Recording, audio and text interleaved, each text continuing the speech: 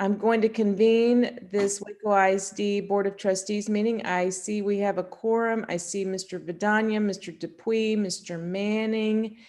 And that's, I don't have my full gallery up, but that gives me a quorum.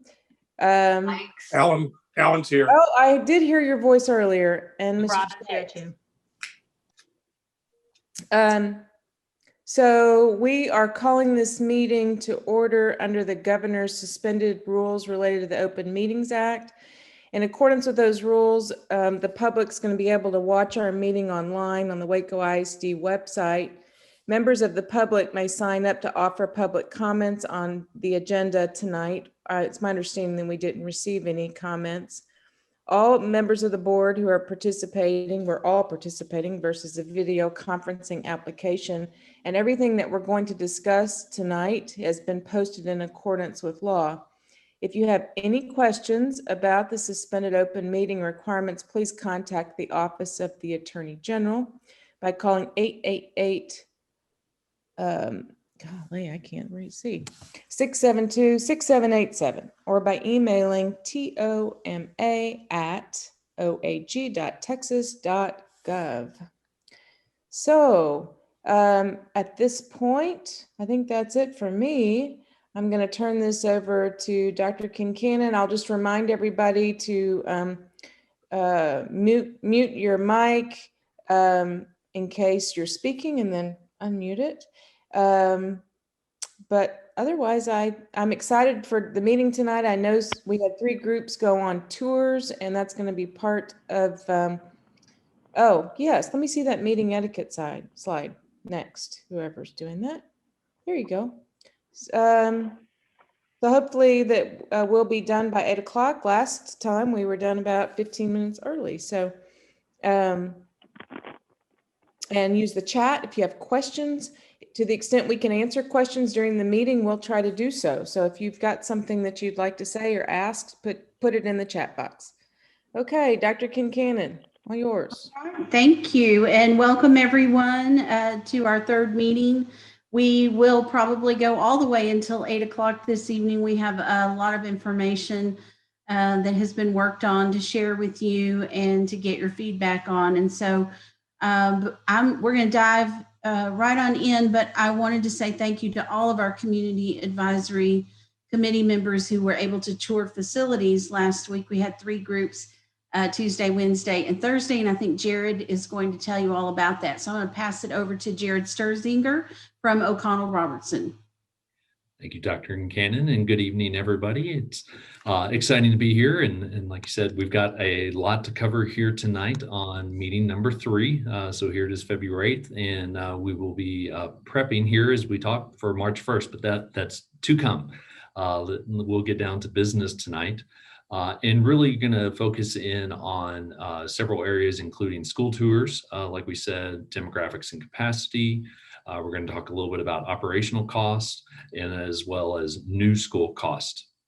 And really, as you'll see on the next slide here, we're really kind of continuing setting the table and moving forward. So as we talked last time, is we're going to put a lot of things out here, lots of information, and we're going to continue to do that here over the next couple meetings and talk about options and moving forward. So don't load your plate up all at one time, and we will continue tonight. So again, welcome. And we are going to jump right into the school tours. So as Dr. Kincannon said, we had the opportunity to tour 6 facilities with 12 people. This is something normally we would be having these meetings in person. We would be having meetings at different locations and get a sense. So we asked some participants to get a local flavor.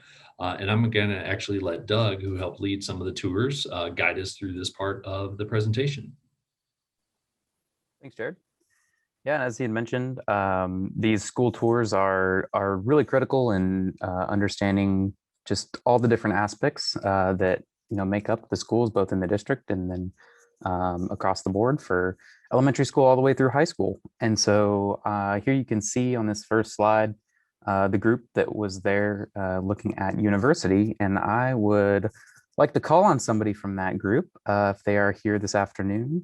I believe it was Gretchen or Emily or Andre, if any of y'all want to jump in and provide any feedback on or some thoughts on what y'all saw during those trips as you were walking around the campuses.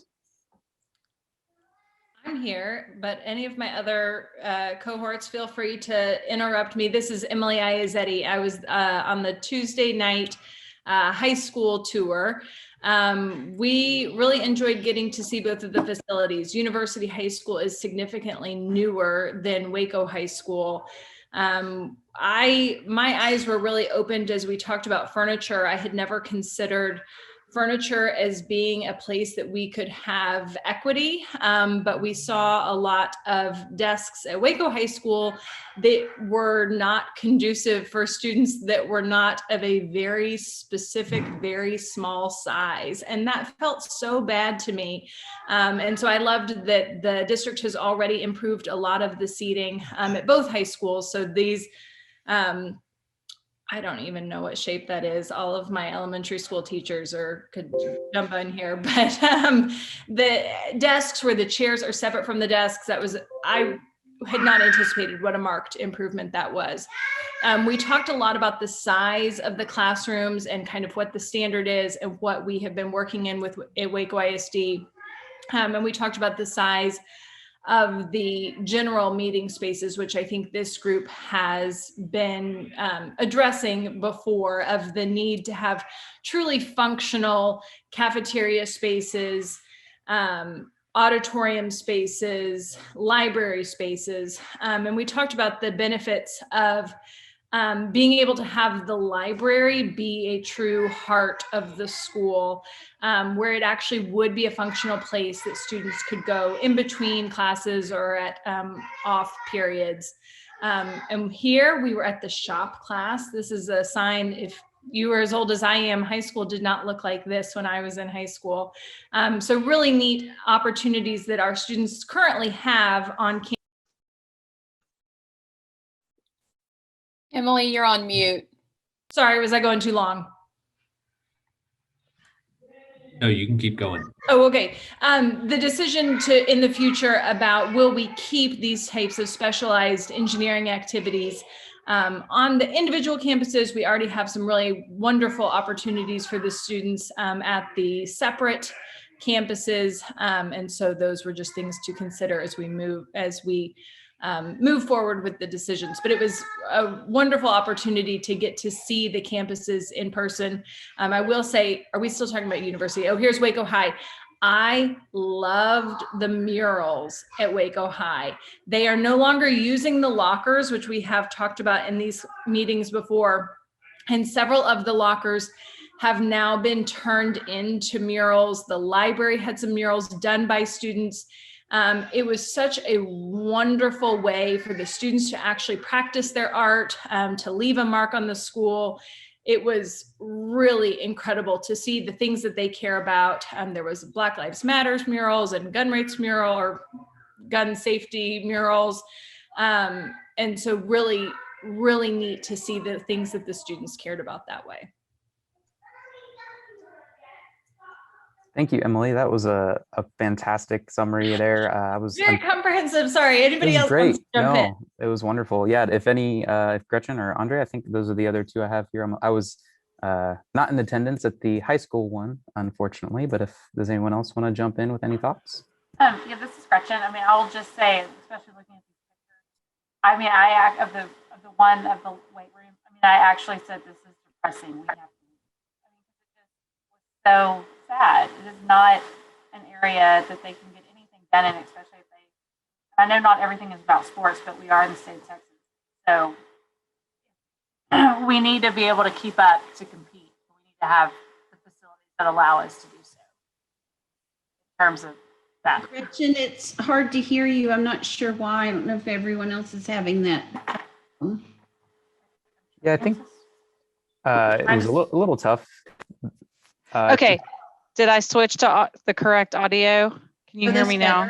Yes, that's much better. Okay, I had to switch audio. Yeah, much better. On my work computer. So I was going to say that in this picture, I said I was ready to leave the weight room like almost as soon as we got in there. I realized there's another one as well, but for this particular one, that they showed us, it was just kind of, it's hard. I know it's not all about athletics and sports, but in the state of Texas, it's hard to say that it's not a big component. So that was kind of sad that, they cannot compete at the same level when the equipment is just not there. The space isn't there. Also with the band hall, you'll notice the difference between Waco High and University High, the practice rooms, and it's on the bottom, I guess, second from the left. The practice rooms are upstairs or the rehearsal. I was not in band, so I don't know the proper term. And I don't know that there's a way for like disabled students to get there. I have no clue if there was something, an elevator or what, that could get you there. So there's just needs to, which they're on the ground level over at university. So it makes more sense there and the layout's better. So just a few things about the specials as far as that goes. But Emily did a great summary on that. And sorry about the audio. My headset's messed up for work. No, not a problem at all. Thank you. And those are all really, really good points there. I think especially as we start to think about, the future of the high school facilities moving forward and all these different components in these, even the small spaces in the high school sometimes have some of the strongest impact. And so being able to walk through and really see the spaces and how they compare to one another and really start that conversation about equity. And of course, as you mentioned, Emily, the murals and understanding, what students are putting in their school and customizing it to make it their own. We'll want to make sure that anything we do moving forward, we carry forward those thoughts and those fun little bits and pieces from the students and from the staff. So there, you'll see there, we did take several photos here. And so as we move into the middle school, you'll see we'll start with Cesar Chavez. And I will again turn it over to a group of our volunteers if y'all are on the call. I have Jeremy, Alfred, Stephanie, or Clint. Anybody want to jump in with any thoughts?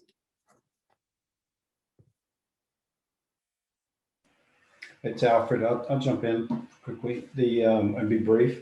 The stark difference in the age. I mean, Cesar Chavez I think it was built in 2002, and then some renovations in 2007, and then going over to Carver. It built in 1956. I think there's just a tremendous amount of difference and the lack. One of the things that really stood out were the bathrooms at Carver. The schools had they just been built on, and there were multiple types of tile, and it just wasn't very pleasing to look at all. And I think that it would be hard to feel good about yourself having to work with that from the student perspective and the teachers. But I think that they've done a great job of decorating and making sure that there's a lot of signage and the recognition that there are students that are going on to the colleges that they want to participate in. They've got some drawings on the walls, and I think that's really helpful. So I know that the faculty and staff there are doing a great job of working with what they have, but they really are working at a deficit because of the age of that particular location. Thank you, Alfred. Yeah. I don't mind sharing a little bit too. This is Stephanie. I went on both tours. Cesar Chavez was really beautiful. One of the things that stuck out to me was the band room was very nice and very large, and there were separate private rooms that different musicians could go into to practice their instrument and not disrupt the larger groups. And switching pretty quickly over to Carver, I think the best way to sort of sum it up was I had the opportunity to talk to administrators in both schools and was really blown away with just talking to them about their backgrounds and how long they'd been in education and why they were in education. And these were just really impressive people who were really motivated and sincere in their work. And it was clear to me that the quality of administrators we have is not matching the quality of facility that our students are learning in. And I'll tell you one thing, and maybe hopefully this will be something to help you remember, sort of an anecdote. The administrators talked about the heartbeat of Carver. Hmm. There is a ticking noise in different portions of the school, and I think it's only in the hallway, that never ends. It's a continual background ticking noise. And the administrators have found a way to make a joke out of the situation because it's all they can do. They can't come up with a solution that's financially feasible. And so they call it the heartbeat of Carver, which I just thought was a wonderful way to deal with the situation at hand. And then they've done things, to improve where they can, like the murals that Mr. Solano and Ms. Izzetti both mentioned, both at Waco High and Carver and Caesar. So I would echo that the bathrooms in particular were pretty gross. And it wasn't, it's not like from a lack of cleaning. It's age. The way they were built at the time, they're stained. And in general, I think we can all agree that our children deserve better. They deserve to have a nice, fresh and clean space that they can come to every day and to get their education. Absolutely. Thank you, Stephanie.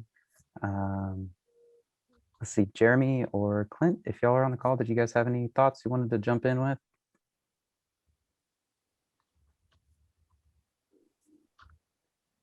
I see there's also a couple of questions in the chat. I don't know if anyone had a chance to see that. Someone had asked how old Cesar Chavez is, and it was built in 2003.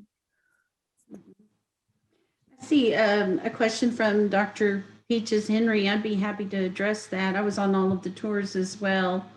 There's a newer gym in the back of Carver. There were a series of gyms that were built at the same time, and I can't remember the year. I think it was 2002, maybe 2012. Jared, you might have that in front of you. The library at Carver was spacious but old. It's right at the front of the school. The hallways are unair conditioned, as you'll see in several of the Waco ISD buildings that were built in the 50s time period. And Carver is one of those buildings. The classrooms are very old as well. So lots of inequities between a Cesar Chavez middle school and a Carver middle school. I'll just add, I was trying to type it in the box, but the band hall was built in 2004. The CIS ISS building was built in 56. The Life Skills was also built in 56, and the main building in 56. And then the new gym was 2003. And the old gym is really old. It has the old style bleachers where you climb up into them and overlook the gymnasium. And the floor in there is not a typical flooring that you would see in a competitive middle school gym. I don't know about court size, Jared, but probably is not a full court either. The court, I believe, was an 84-foot court. I didn't walk it off. We'd have to go back and check, but some of the discussion that we had is, standards have evolved since it was built. And so the end run, and actually that bottom third picture where it says Panthers, the general recommended distance there is 10 feet.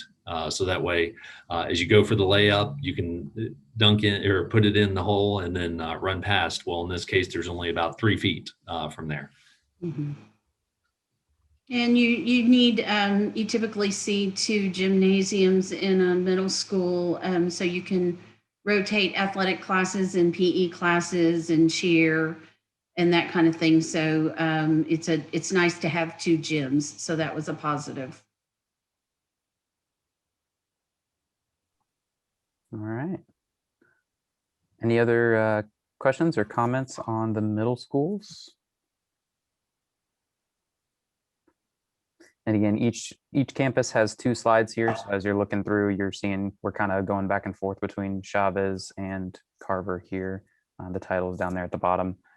And if there's and if you don't mind me talking too much, I would go back to Waco High School and just point out those floors. We did do quite a bit of work in some of the classroom spaces on that first wing over the summer.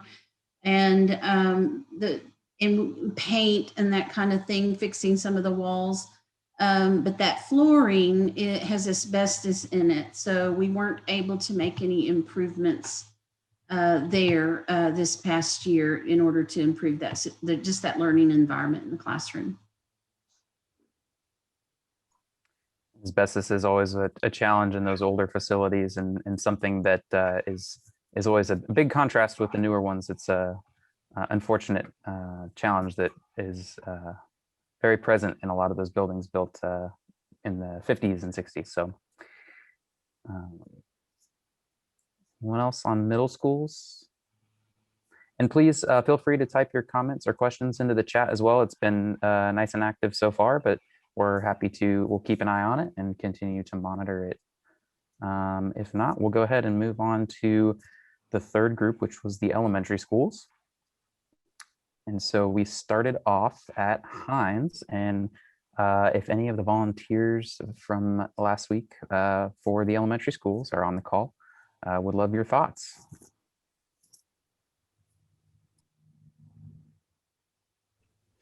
Hi, this is Jackie Clayton. So I was there with on the elementary schools.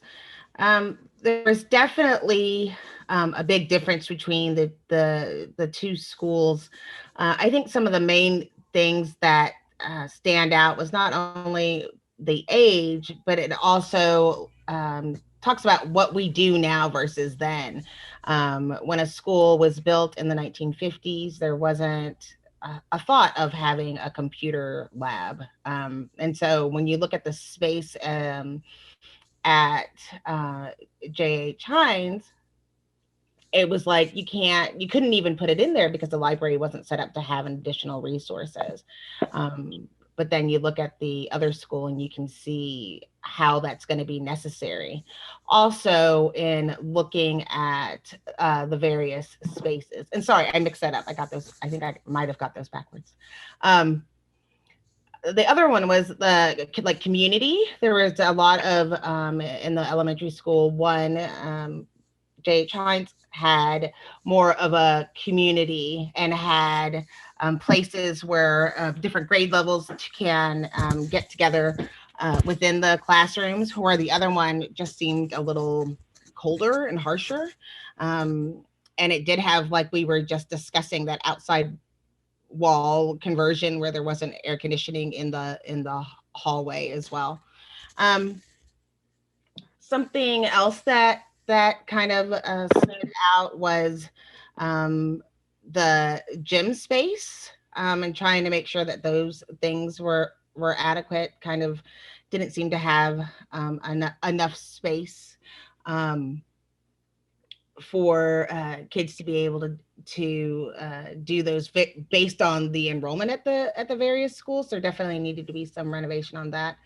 When thinking about accessibility, there's definitely some spots within the playgrounds to make sure that those areas were accessible for all students. And there seemed to be, in both areas, a need to have that kind of working together. So again, they were clean, they were both, the classrooms were beautiful, but you definitely could see the difference between the schools, kind of like we were saying, other people have said earlier. The bathrooms needed to be updated. The older buildings look like they've been repainted over and over again. And of course, we talked about this before we even visited, the cafetorium situation, and that being accessible. So those were some of the things that stood out on the visit.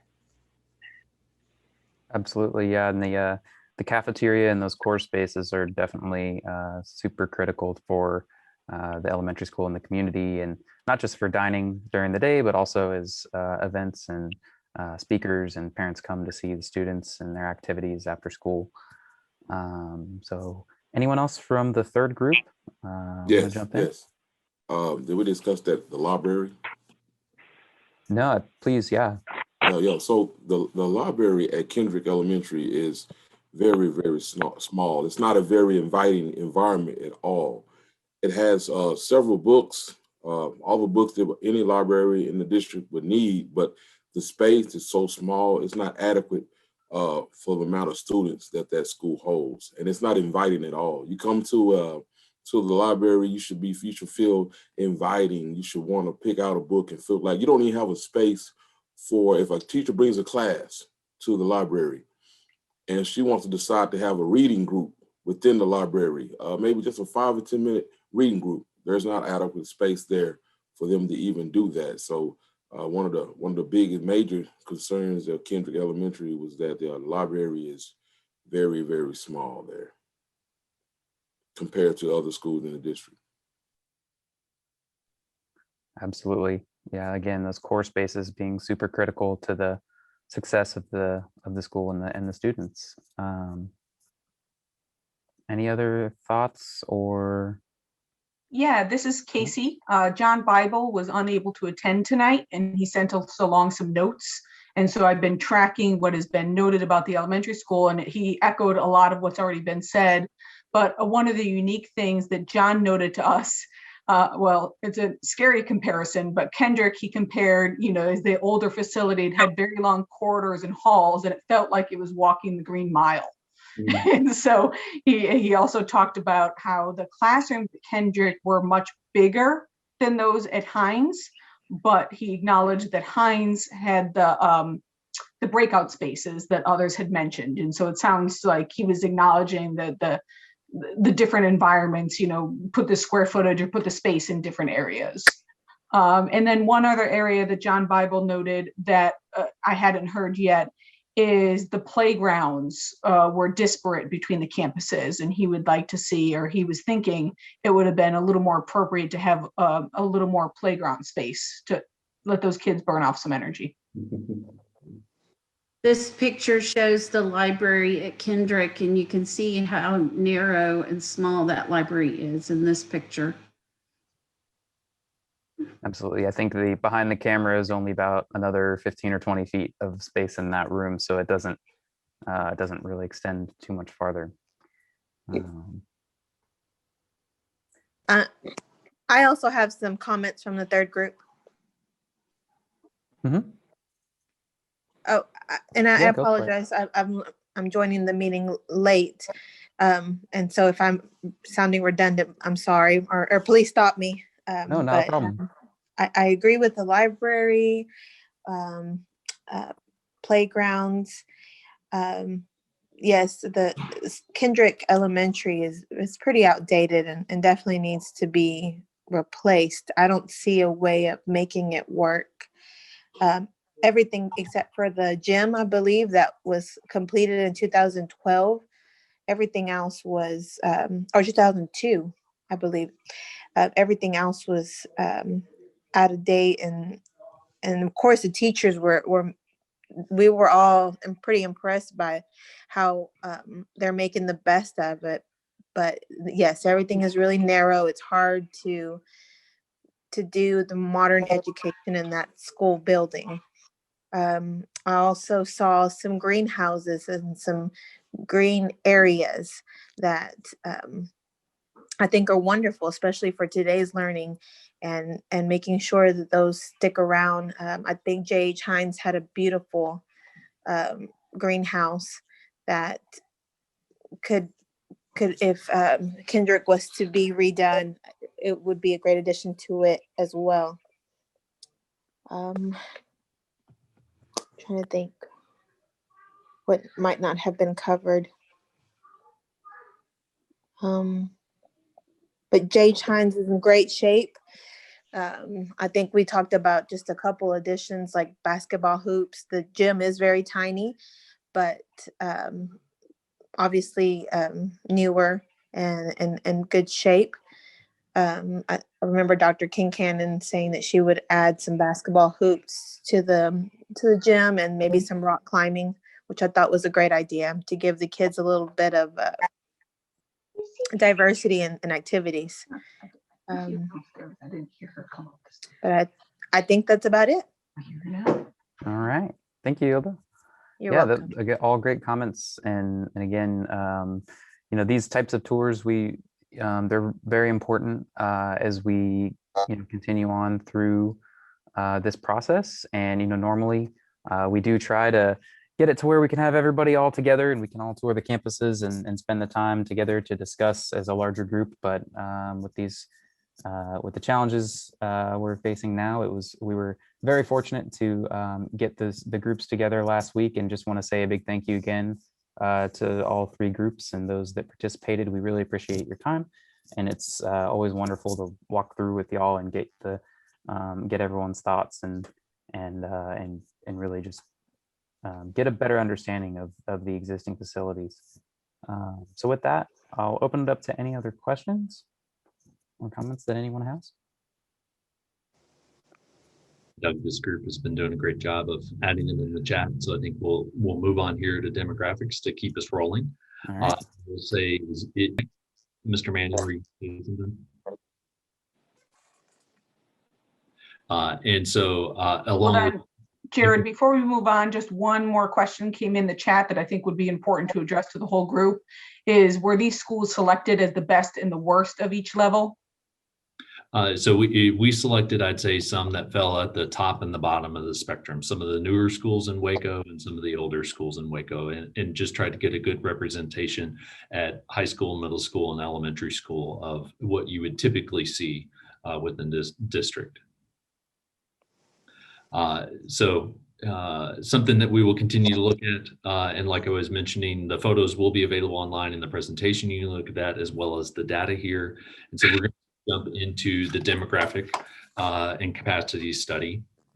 And this effort is an effort completed by Templeton Demographics that really analyzes the impact of enrollment, economic activity, housing market, and ultimately try and forecast what the enrollment will be over a given time period. So they're traditional, and you'll see here is a 10-year time period. And their report is actually a longer report that goes into all sorts of details, look at the individual housing units, the per capita. And so really working to summarize for this group at a high level, the outcomes of that study. And so over the past year, they absolutely have been impacted by COVID. And so you'll see that in this year's number here, which is identified by that horizontal bar in orange. And so there is an enrollment that's something that we're seeing statewide from a drop, but it is anticipated to come back. That we've heard a lot of individuals have deferred enrolling their kids in kindergarten, those type of things, that they will end up coming back. So the high level summary here that you see highlighted in the red box is district-wide. Over the next 10 years, the district is projected to range between 14,500 and 14,800 students enrolled pre-K through 12th grade within the district. That's a 1.7% variation kind of year to year, and you'll see it kind of goes up and down over the years. As we start looking at more granular data, we want to look at not only district-wide, but also at the elementary school level here. So you'll see campus by campus, the projected enrollment. Again, there's a little bit of a downward trend this year, but overall at the next 10 years, the elementary school enrollment is projected to be between 7,700 students and 8,150, so 8,150 students. This one has the most variation, ranging at about up to about 4.5%, 5% across the years. As we go to the next slide and look at secondary enrollment projections, here you'll see middle schools within the top and high schools within the bottom. So at the middle school level, you'll see that range from 2,850, which you currently have enrolled, and it'll trend down slightly to 2,650 over the next 10 years of projections. And then in high school enrollment, and we're looking at the core enrollment there of Brazos University and Waco, that will be between, 3,950 and 4,250 students across those years. So overall, the district enrollment, I would say, is relatively flat. We will have some variation year to year, and it's something that we look at as well on a per campus basis. About what the enrollment is. So lots of granular data there. On the next slide, you'll see then the aspect of transfers within or I should say, into and out of the district, to give you an idea of the migration of students here. So you'll see that into Waco ISD, there's 300 students coming from the surrounding districts. And moving out of Waco ISD, there's around 2,500 students.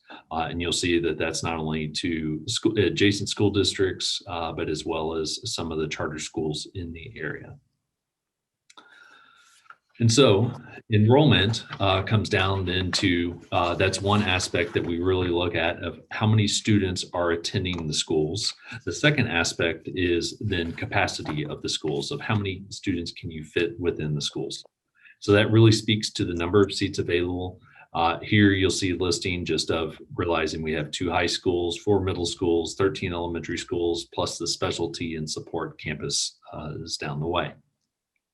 As we talk about what is facility capacity, it is not only the number of students that can reasonably occupy campus, but it also takes into factors of efficiency, meaning you can't fill every seat in every moment within the school.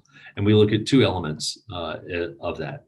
The first is classroom capacity, and fundamentally, you have a certain number of students that can fit in each classroom to support elementary, middle, and high school level. And then you have core capacity, which takes into account the TEA required for library, for cafeteria, making sure we have adequate gym space. And then as well, you see there on the right, there's a lot of different factors that then in turn affect overall capacity and how you operate the school. As simple as the number of classroom spaces, the size of the library, all the way to, are you doing traditional versus block scheduling within the design? So our team went around the district and analyzed every campus, looking at the space use and determine the core and classroom capacity. And so again, you'll see the school name, for example, Alta Vista has an estimated capacity of 580 students. And then as you look at the total, if you'll advance one click there, sorry, that's the next slide. Total elementary school capacity is 9,940. Middle school capacity is 3,720. And the high school capacity of the 2 core high schools is 4,630 students. So lots of numbers there move forward. And then as well, we wanted to talk about portable capacity or portable usage. The numbers that were on the previous page were with direct respect to permanent capacity, meaning that there is a physically built facility and does not include portables. And throughout the district, there's 45 portables that represent 86 classroom size spaces. And those are used for a variety of functions, including classrooms, some specialty classrooms like music and art and special education. Others are used for office and storage usage. And so as we intersect enrollment and we intersect capacity, you'll see then the list that there are several schools, about a dozen schools that are under the effective capacity, meaning that they have extra room and wouldn't necessarily need portables. But then you have 3 schools, Hillcrest, Kendrick, and Tennyson, that are currently over the effective capacity, meaning that they're needing portables to be able to support those students. So ultimately, what does this mean for Waco ISD? Is you start then intersecting capacity enrollment throughout. The elementary school is using about 7,500 of the 10,000 seats available to be able to support the students. Middle school is using 2,800 of the 3,700 seats available. And at the high school level, you're using about 4,000 to 4,600 of the seats available. Target generally is somewhere between 5 and 10% would be the goal to the available number of seats. And again, as well as depending upon district growth of how fast you're potentially filling those seats. So that's a lot of information about numbers and capacity. And so I want to take a quick moment to see if anyone has any questions here.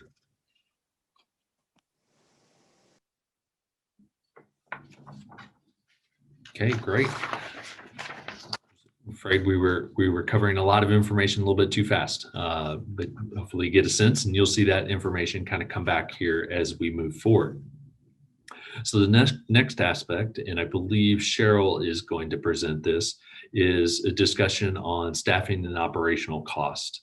And fundamentally, we asked the district 2 questions here to answer.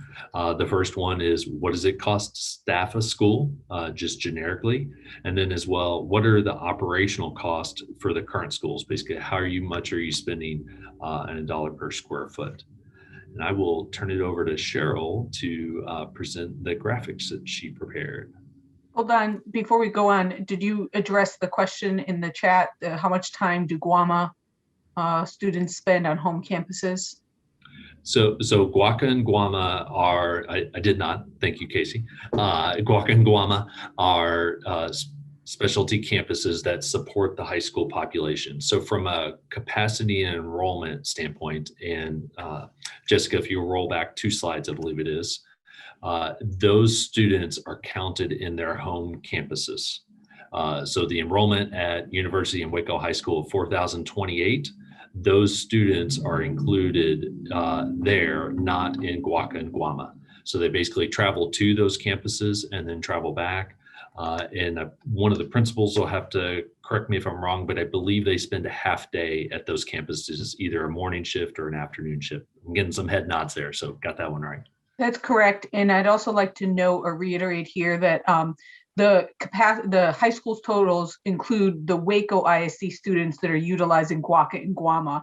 There are an additional, I want to say 130. The district can provide a much more finite number of non-Waco ISD students that currently access Waco and Guama facilities. And then there was a second question about the enrollment. So the numbers that you see here of 1896 and 2132 are the enrollment projections, I believe, as of October of last year. Those are, yes, this school year.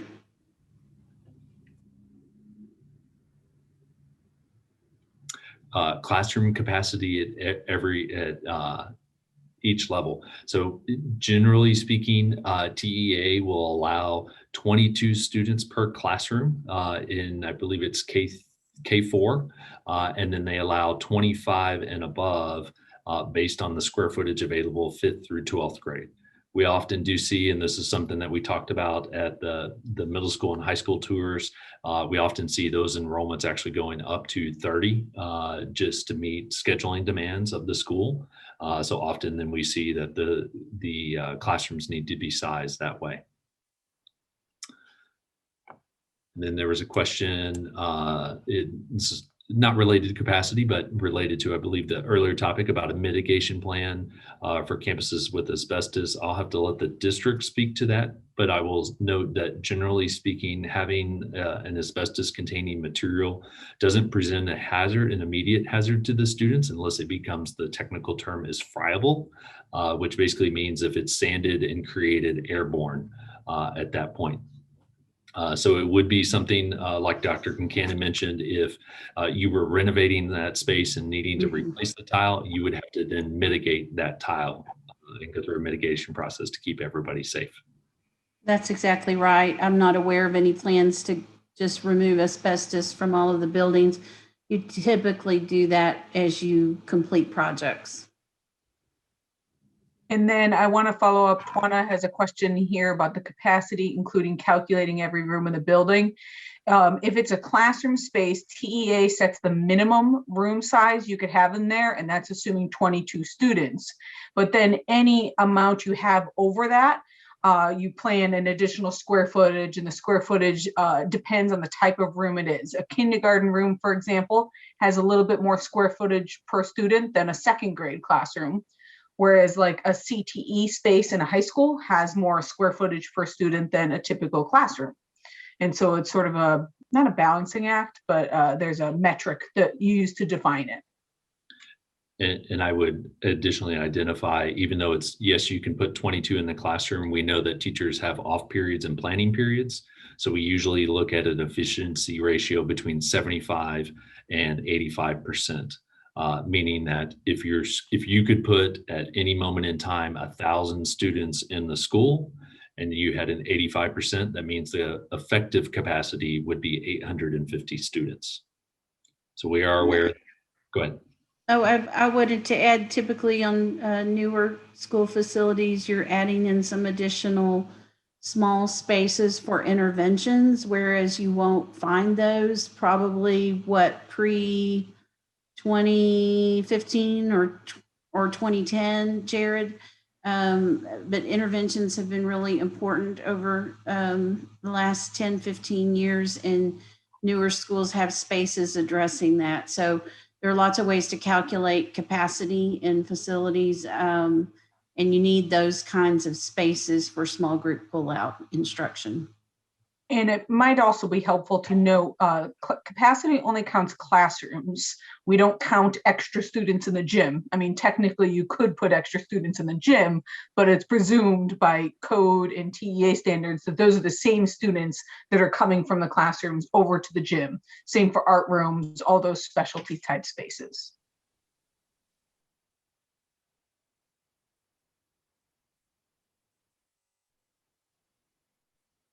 Okay, great. Well, we really appreciate y'all's input and getting down into the details. And now I think we'll shift over to staffing and operational cost.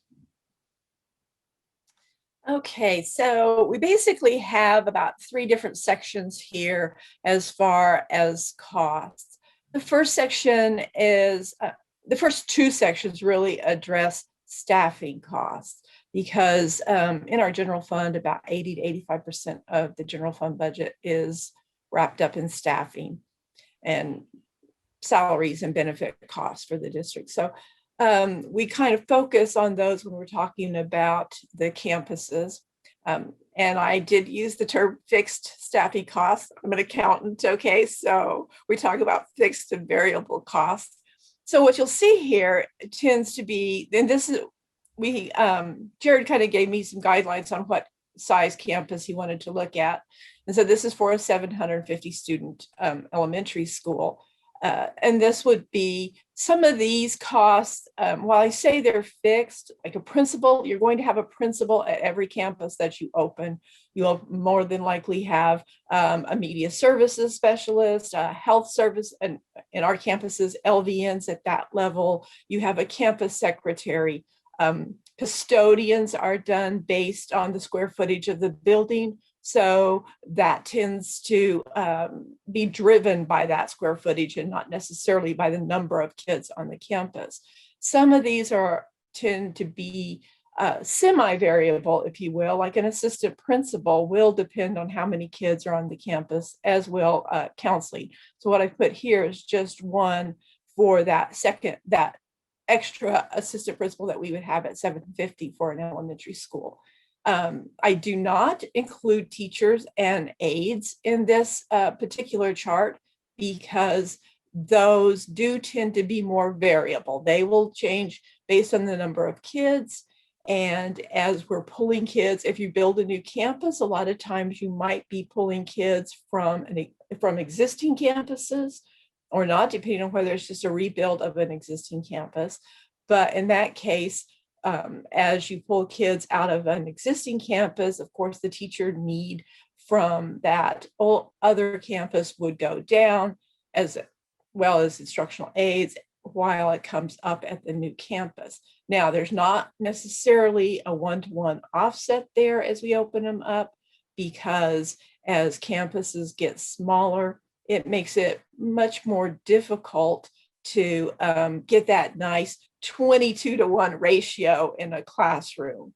I mean, you might end up at some of our really small campuses, a Bells Hill, that's a large campus, we can probably make a 22-to-1 fairly easily at a grade level. In Brook Avenue, or one of the really small campuses, West Avenue, you may end up with only about 15 kids in a classroom because just the way the grade levels break out. So you have a chart here for the elementary school. It'll be followed by one for a middle school at 1,060 students, and then one for a high school at 2,000 students. The next couple of slides are comparisons of, in this case, this is elementary, of what a 750 student campus costs us compared to what two 375 student campus costs. And again, we end up with some of those costs that are more fixed, like a principal. You're only going to need one principal in a 750 student campus as opposed to two at two 375 student campuses. Again, and these, I did actually select a couple of campuses that we have right about at this size to use the cost from for classroom teachers and instructional aides. So that kind of gives us a better idea of what's actually happening there. So you see the cost of that 750 student campus and then the two other campuses and the savings out to the right.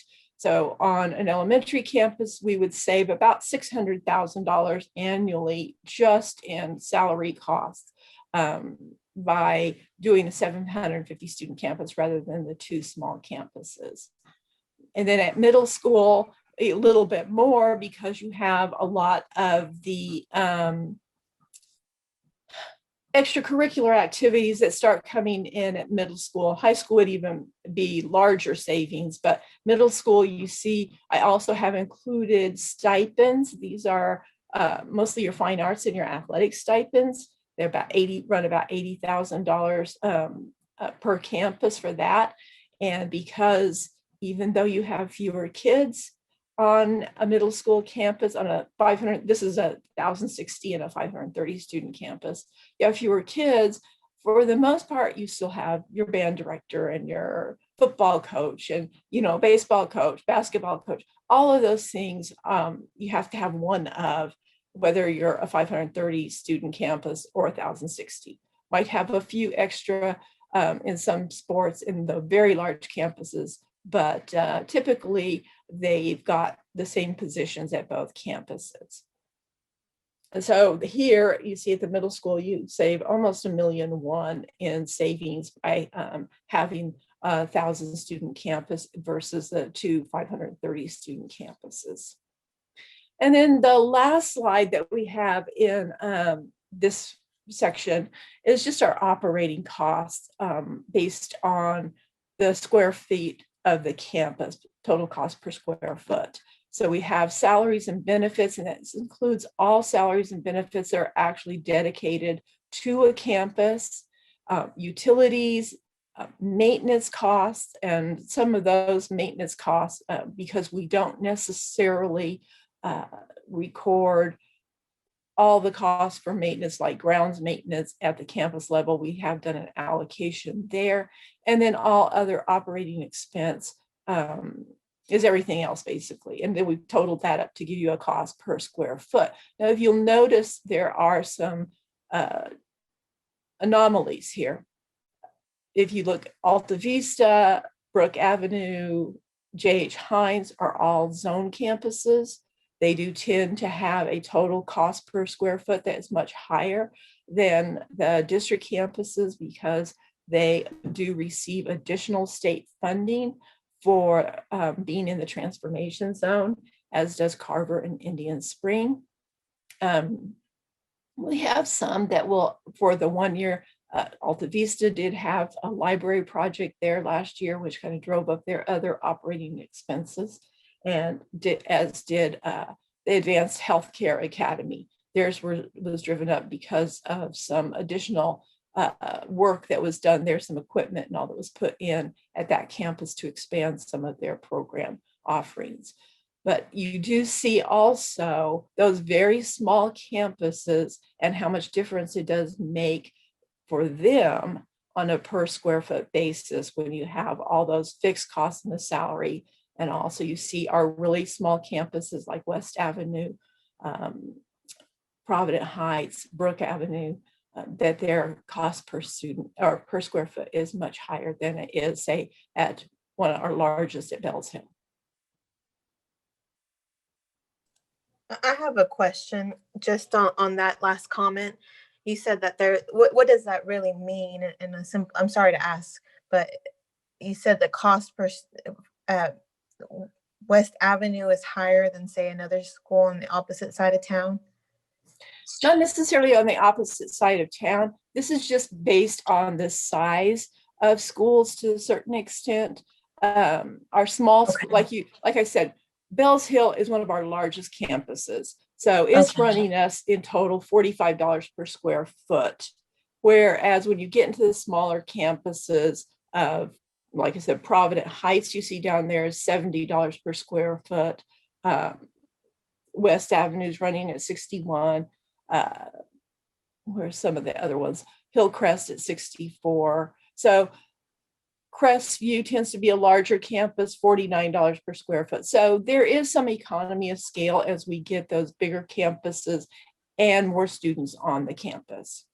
Right. But you said, I'm just confused on the part where you said that it was higher at West Avenue. It's at $61 right now at West Avenue.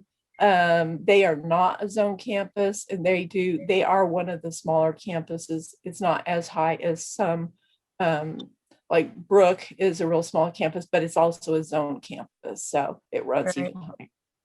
So what type of impact does that have on the district's finances? Well, to a certain extent, when you're looking at this, and maybe in some ways easier to see on the previous set of slides, one of the things that can happen at a larger campus, and I know we kind of have some of that at Bells Hill, is when you have more students and less of those, and more kids to generate the funding for those fixed costs. So at a Bells Hill, you might have a science teacher, or you might have multiple fine arts teachers. You might have art and music, maybe even orchestra or something of that nature. We usually just have art and music at our campuses. But you can do more, whereas those little bitty campuses with the number of students they're generating, they may only have one fine arts teacher, so they have to choose then between art or music. So I think that program-wise, you're able to do more on a larger campus than you can on a smaller campus. You're able to have more support staff to manage things that happen at every campus, your lunches, your duties. So there's, again, that economy of scale, but you also, that you can offer more interventions or more enrichment type activities. So it's just more efficient to have a little bit of a larger campus. And then I might just add that it eases the accountability issues because you don't have small groups of students. For example, in elementary schools, only the fourth graders take writing. So when you have a very small campus, doesn't take very many students for achievement to drop in a particular area, and then for your state accountability rating to be impacted. Whereas at a little bit of a larger campus with that higher denominator, then you can absorb some scores better than on your smaller campuses. And so you'll typically see some smaller schools with more at-risk students struggling to make those accountability ratings just based on sheer numbers and being too small. I might add that, we have that last slide that was shown with the cost per square foot. It actually has salaries in it. If we took out salaries and benefits and you really just looked at the utilities and the maintenance, I think you would be able to see the difference in an older facility and a newer facility just in terms of building efficiencies. Yes. I appreciate that, and I definitely will take a look. My question wasn't to say something was right or wrong. I'm trying to make sure I understand. Sure. Questions are always good because you might ask something that everyone's thinking. So thank you for that. Absolutely. Hey, Cheryl. Thank you. Cheryl? Yes. Hey, this is Carrie. So, and I understand there's a connection between square footage and number of students, obviously, but maybe more impactful? Do we have like the cost per student numbers would be more compelling, or is there something about that in our case where that would be misrepresentative or misleading for what's actually going on? It'd be easy enough to run it that same way, just to replace the number of students in the square foot Well, column and do it. Yeah, Run it that way. probably all the numbers are in here to do that, but it takes a little bit of work. But yeah, okay. Like I said, I care less about square foot than I do students and Right. the amount we spend per student in each kind of scenario, whether it's a small school, large school. But okay, thanks. And Dr. Kincannon, there was a question in the chat about the ideal school size and creating community in a school. Could you speak to that a little bit at the elementary? Sure.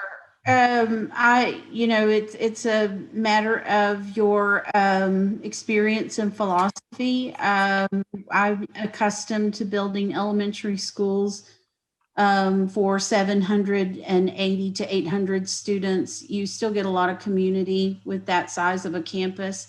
And then you have the benefit of being able to do more. Elementary schools are all about that classroom connection with the teacher or the grade level. At a middle school, I like to see schools in that 900 range. I think Cesar Chavez is a fantastic size in terms of numbers of students. You have enough for your extracurricular activities and your rotations. I wouldn't want to get too large on middle schools. I was a middle school assistant principal at one time in my life, and middle school is an awkward time in the lives of students, and I like to keep those in that 900 to 1,000 range. And then high school is, you do what you need to do with your facility, what facilities you have, and the number of students that you have and what you can afford to build. And so I think, elementary, I like that 750 to 800.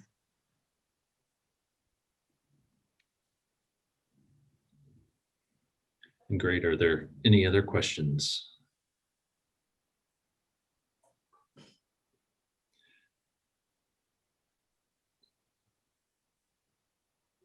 Yeah. Dr. Henry, you have a lot of questions, and I'm going to try to answer a couple of those. Class sizes at all levels. We have the 22-to-1 in K4 that's mandated by the state. You typically try to keep your secondary classes in that 25 to 28 range, but it will vary based on student course selections. I get real uneasy when you start pushing 30 kids in a secondary class, but you can do it. There's no state guideline. Rooms get to be really uncomfortable though for the kids, especially, Waco High School has some really small class sizes in some of those older buildings. Will we be able to maintain state levels? Yes. So you build your individual student classrooms based on state guidelines for square footage, and those are absolutely able to manage the state requirements for 22-to-1. Good questions. I have just one question. I'm sorry, it's Ilda Sabito. Yes, what is the probability of us opening some of the schools that have been closed in the past and they're still they are being used by Wacoites in a different way, such as North Waco Elementary? Is that a possibility? Just wondering. Everything's on the table at this point. So that's why you all are here, is to provide input. And I think as we progress, our architects are going to offer some strategies and give their insight based on their study, and then give you an opportunity to respond to those strategies. Wonderful. Now on the elementary level, we were talking about they was talking about the square footage or the price per square foot to operate facilities for smaller elementaries like West Avenue, and you were saying that it was more cost efficient to have a larger school. Now, when you talk about having a larger school, in terms of that, after a certain number, you have to have more than one special teacher. For a PE example, on the elementary level, after a certain amount of students, you have to have, I believe, 2 certified physical education teachers in the gym to accommodate the amount of students that you're going to have in each specialist rotation. Is that correct? Yeah, it depends on how many students you have, Laquan. And you can have 2 PE teachers, you can have a PE teacher and an aide. And I've seen it done different ways. You can have music teacher and an aide, you can have 2 music teachers, you can have 2 music teachers and an aide. So it really then it goes back to what you've established as your staffing guidelines as a district. And so, you know, I think it becomes harder to add additional staff on smaller campuses and maintain some of the, you know, we have some things guidelines we have to follow in terms of comparability. It's $1 per amount per student that we have to maintain from school to school. It's based on low SES. And so we have to watch that very closely. And so it just, you know, you just have to juggle it. When I'm going to jump in here, although I hate interrupting good conversation, I do want to keep us a little bit here on time. So we are about 5 or 10 minutes behind schedule. So actually this discussion actually plays into our next activity here, where we're going to switch out into a breakout group. And what I wanted to do is just remind everybody, really over the last 2 meetings, we've covered a lot of content about facilities condition assessment, district educational vision, what a 21st century learning environment could be. We had individuals, look at the conditions of the existing schools. And I think y'all knowing the locations of the schools is a great thought as we move forward. The impact and role of demographics and capacity as we move forward, and ultimately the latest topic of staffing and operational costs. So we're going to switch into breakout groups here. We're going to go into 6 groups, and a member of the O'Connell-Robertson team is going to guide each one of the groups as facilitator, and our goal is to take notes. And so over the 20-minute breakout, we want you to answer, I'll say 1 question, but answer it 3 times. And as we start thinking about this information, our question is, what are your top priorities for facility improvements at the following levels? And so, what would you like to see based on the information presented at the high school, middle school, and elementary school levels? So we'll come back together right at about 8 o'clock, and we'll have our facilitators share a quick 30-second, 45-second recap, and then we will close up the meeting to get done as close to about 8:05 or 8:10 as possible. So we're respectful of that from that side. Joining us here tonight, and hopefully you got a sense of what we're looking for. So again, we're going to go for about 20 minutes. So I figured somewhere around 5 or 6 minutes per topic that we would want to talk about, what are our top priorities for facility improvement at the high school level. And I figured we could start there and then step through kind of each level here over a 5-minute period, and really turn it over to y'all to have that discussion, or if you have further questions that we need to talk about some of this information to come together, we'll definitely answer it. Did you say we had high schools? Well, we're going to do all 3. So I was. Oh, all 3. Okay. Hi, Tom. I hadn't seen you. Well, I'll start. I feel strongly, and this is true at all 3 of these levels, high school, middle, and elementary school. I feel strongly that we need to have facilities that support, I'm going to use the term individualized or personalized instruction. Susan, you talk often about small group interventions or interventions with students who need, and I just feel like, to me, that is a much more practical way for us to approach the wide range of students we have in WIC, and where they are and where they need to be going. And right now, when we have these old, large classrooms, it's so difficult for students to find space to really focus when they need to focus with a tutor or a resource teacher or whatever. So that to me is across the board on all of our campuses, creating environments that support more individualized, personalized instruction for students. And teachers who have to do that. Flexible and personalized. Yes, I think that's just, especially with the pandemic, that's going to become even more important to meet children where they are, when we can finally have them together and help them move forward. And that's awfully hard to do in some of these older buildings. Mm-hmm. And Dr. Kincannon, do you know, I know we were looking at cost per square foot in terms of the larger campuses versus the smaller campuses. Do you happen to have the data on the outcomes of small campuses versus larger campuses? So do the smaller campuses, in terms of like the testing, do they fare better? Is it a wash? And you might not have that in front of you. I don't have it in front of me, but I can tell you it depends on your student population, and accountability is just really hard with a small campus with large percentages of economically disadvantaged students. And it's not about building community, it's about the system, the state system that we're faced with being measured by. And because you have singleton tests and you have fewer numbers of students, you just have less room for error. And that's really all it is. And it is so tough for small schools with high percentages of economically disadvantaged students. It just is tougher to beat that accountability system. And then you spend all of your time, trying to do that. And it's really hard. And I see that in Waco, and it is hard.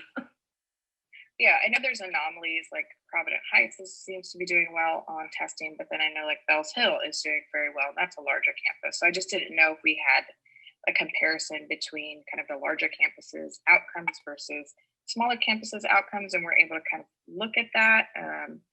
Again, I don't know. I would say I'd be leery about attributing that achievement in Waco ISD to size of campus. Right now, I would say it'd be more dependent on leadership of the campus until we get more systems and structures in place for curriculum and instruction. We have equitable, we just don't have a lot of equity. We're building equitable instructional tools for teachers, but until we get some stability with that and get that in place and reduce our teacher turnover rate, I wouldn't want to judge our schools based on number of students. I wouldn't want to do that.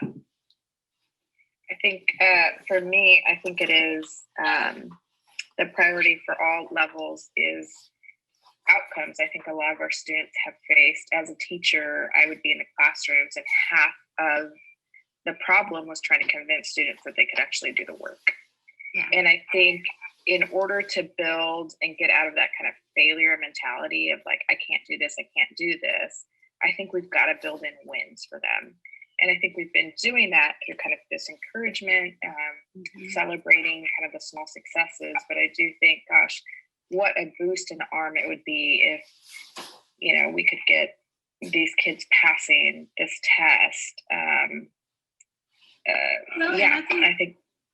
think facilities make a difference in that too. I saw a middle school in Belton that was, in an impoverished area where we put in a brand new middle school, and it just elevated everything for the kids and the families and the teachers. And it just changed the whole culture and environment of the school. And it was just such a shot in the arm for everything. And so I think facilities matter in creating that kind of an environment. Dr. Kincannon and the group, if I can add, in that same vein, I had several schools that I supervised in the South Dallas area. If you know anything about Dallas ISD, the South Dallas area is kind of impoverished area.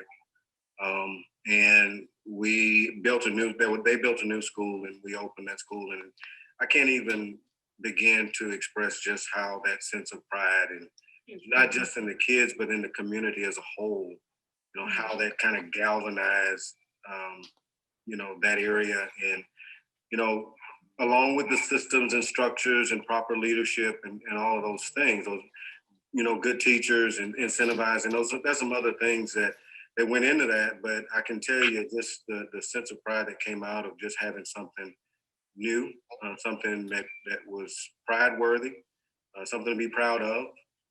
It really made a huge difference for our kids' attitudes, the attitudes of the community, support of the community, and ultimately led to, in part, as a part of a bigger plan, improved outcomes for those students. And it's kind of immeasurable, until you can do that accountability piece. But it is such a vital thing to have a space where you feel safe, and that you can be proud of. Lisa, you're being quiet. I'm being quiet. I just look at, Waco High, just if you look at the dates when the schools were built, it's just the equity's just not there. And all we sort of like a new school, old car, and we just keep repairing it. And it's just not Waco High, it's just numerous schools. I went to Hines and it's fixed now, but I look at Carver. So it's just, I just think of it like just a car that keeps on breaking. We just keep on repairing. I don't know. I think we need to look at, can you hear me? Mm-hmm. Yes. Oh, okay. I agree with everything that has been said. One of the things that I would offer that I've noticed at University High School, someone talked about the desk and the flexible arrangement of the classrooms, which would allow students to be able to work not only in community and small group and individualized spaces.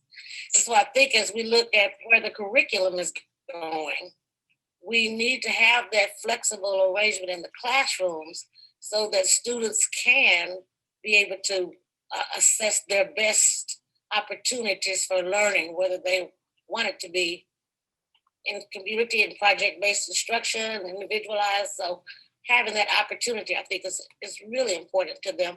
And then the other question I have is on a campus like Hines, which was originally built for a 0 to 3 year old program. And when that didn't happen, there are a lot of classrooms over there that are extremely small with intervention spaces right next to them. So I would caution getting too concerned with building a specialized campus for a program that may or may not occur. Or that explains that small gym there. I couldn't understand. The gym was so small.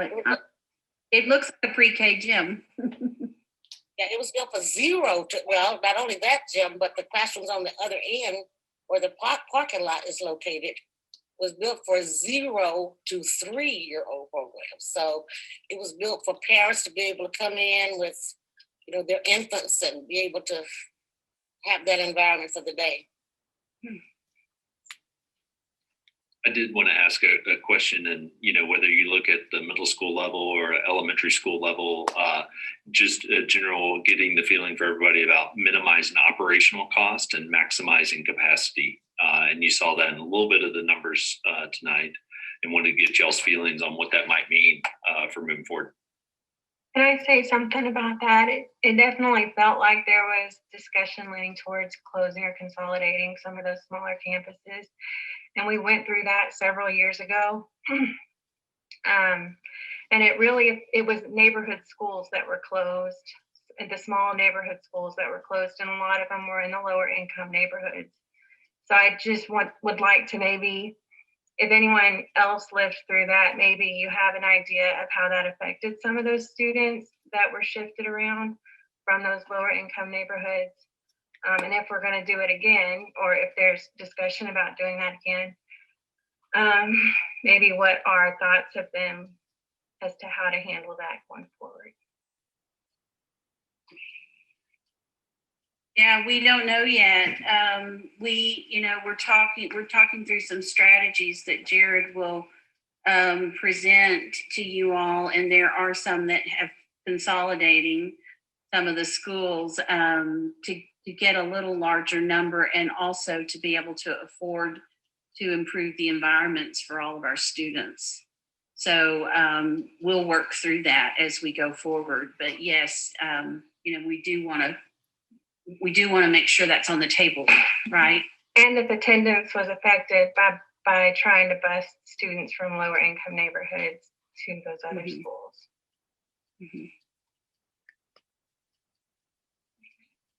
Did others have thoughts around that, or around elementary or middle school levels?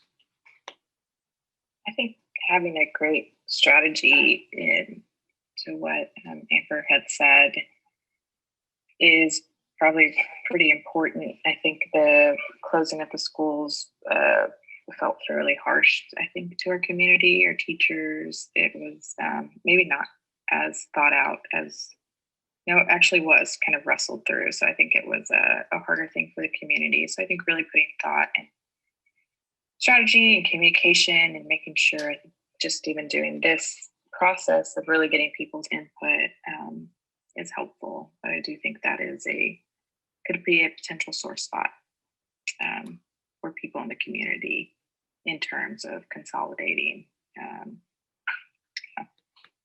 I think that I agree with what you just said, Stephanie, and I agree with what Amber has said. I think we have to remember that in 2011, the state legislature did it to us, and it wasn't a choice of ours. They just cut funding so dramatically that we had no choice, and decisions had to be made very quickly. And fortunately for Waco ISD now, we, I believe, had the time to make those decisions with more thought given to it than with suddenly having millions of dollars taken away from us by the state legislature. That was sorry. I agree. It was a huge hit to public schools for sure. And we're still wrestling with. We do want to be thoughtful, but I'll just be honest and say we can't get all of these facilities. It would be, we could, but I don't think we can get the taxpayers to pay for all the renovations that need to be done. And then even if we did them all, we wouldn't be as efficient as we could be with staffing and get the most for our kids. So, I think we don't have to go. I don't know how many schools were closed. I heard it, but I've forgotten a good number, right? Mass consolidation. I don't think we have to be that drastic, but I think we need to be strategic and see what makes sense. Hi, this is Misty Rodriguez, and my daughter goes to Alta Vista.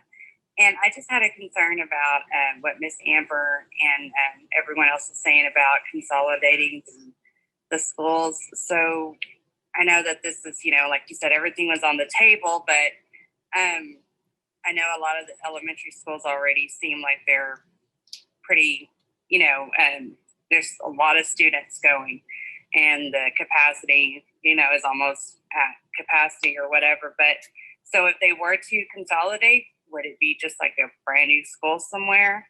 Like, how would we consolidate if we're already trying to expand what we currently have? Yeah, I think there are multiple ways to attack it, and we're not there yet in the conversation with the being able to do that. But you can combine, schools and build a new school, or you can combine schools and add on to a school and renovate it. So there are different ways to do it. But I think we're getting a little bit ahead of ourselves. And I want to ask Jared to remind me what the original question was. So we stay in sync with the rest of the, but don't forget all of this because we are going to talk different strategies for moving forward. We are generally in the right vein of looking for the top priorities for facilities. So these are some of the topics that we thought would come up. And I think I would come back. We do have 2 minutes left here remaining. So I think Josh was just reminding us there of the question. So I think if there are any specifics, and I know people have talked about equity at Waco High School or renovating, maybe replacing Waco High School. Middle school, Carver was mentioned here. We haven't talked to any specifics about school, but I'll say, speak now, forever hold your peace in the next 2 minutes and 13 seconds. I do like the idea about consolidating support services or extracurricular activities for the different levels, because that could make for some really nice facilities that the campuses could share, and then it could build community among the campuses. We've got to improve Waco High School. I agree. Improve Carver Middle School. See Dr. Carrier and Lisa. Those are that just to be done. But we have some other problems. Alta Vista. You saw Kendrick. And I could probably name some others, but we've got multiple problems to resolve, and we probably won't have enough money to do them all. So we will have to prioritize.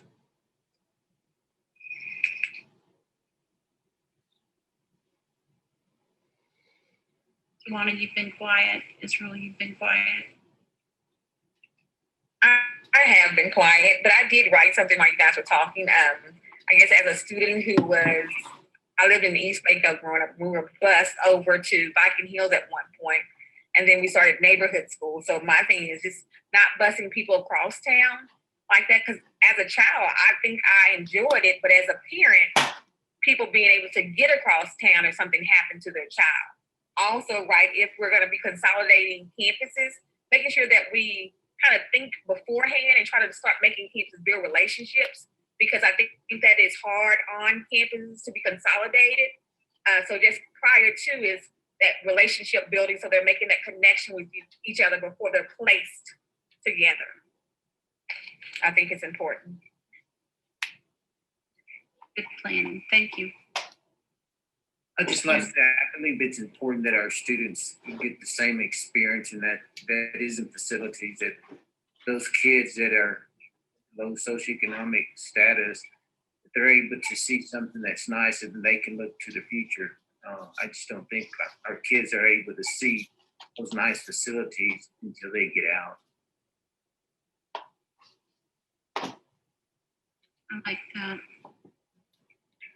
So it looks like we'll be out of time here. So what I had written down and we'll share here in 56 seconds, we'll be talking about spaces that create personalized, individualized learning, equity for some of our facilities like Waco High School and Carver, looking to creating an opportunity for our students to look forward to the future, finding opportunities for shared services, including those extracurriculars, and then ultimately making sure that there's strategy and communication about whatever changes moving forward, that it is comprehensive all the way around.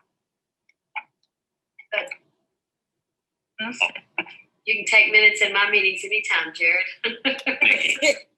That's pretty impressive. I should say. Really impressive. I'm glad to hear what we said. Absolutely, we listen. So we'll see you all in the room. Did we end up without one of the architect firms to mediate us? Or Carrie, are you our mediator?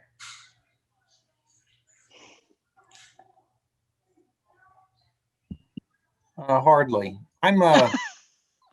So I ended up in two different groups. I kind of have the video up on another computer because it's a bigger screen and I can see it.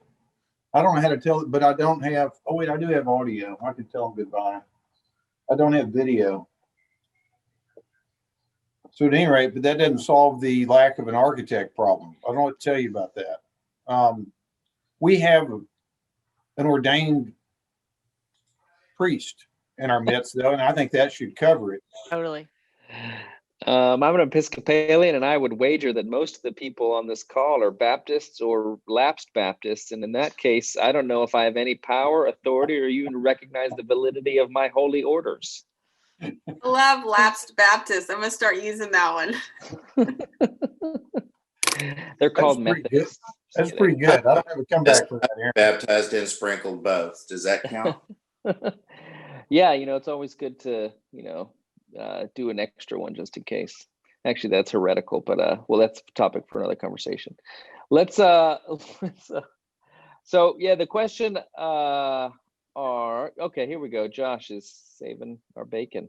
What strategies would you recommend Waco ISD consider in balancing facility improvements with enrollment trends and operational costs?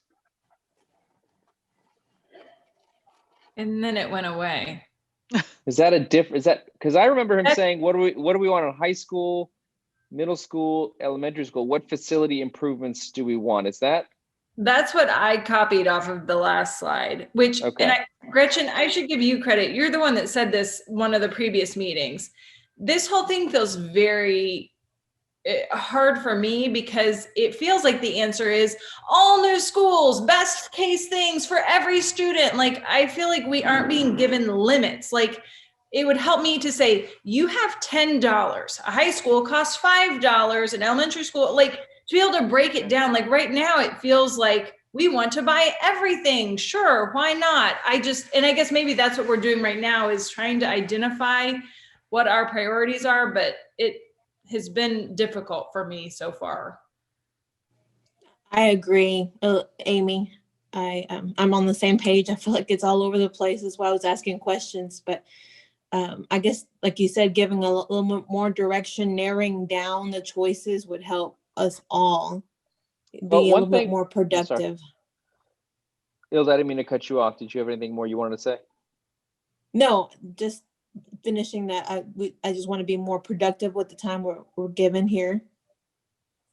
Yeah, and I don't know, and maybe Carrie can speak to this as a trustee, but I think my understanding is the idea is to do a really high level master plan, which has not been done in a long time in sort of living memory. And I think to create that frustration of not imposing limits and saying, if we were doing this from scratch and thinking about Waco over the next 50 years, what does it make sense for us to do? As opposed to, here are the limits from the beginning. You can only build 3 new schools. You pick which ones. So I think they want us. Yeah, that's my thought, that they, it's expensive to maintain old schools. It's expensive to staff small schools. You get economies of scale with larger institutions. All that. It's clear that some of our campuses are, past the point of meaningful renovation, all that sort of stuff. So I think that's my impression of it. So Carrie, what were you going to say? No, I think that's about right, Aaron. Emily, I would share with you, I had your same thought after the very first meeting, and I'd asked some questions about, can we go into, we have limited debt capacity. There's only so much money we can get to actually, that we can take on. There's what we can do legally under the state's requirements, and then there's what we can get the voters to actually vote for. Possibly the same number, but not necessarily. One might have to be smaller than the other.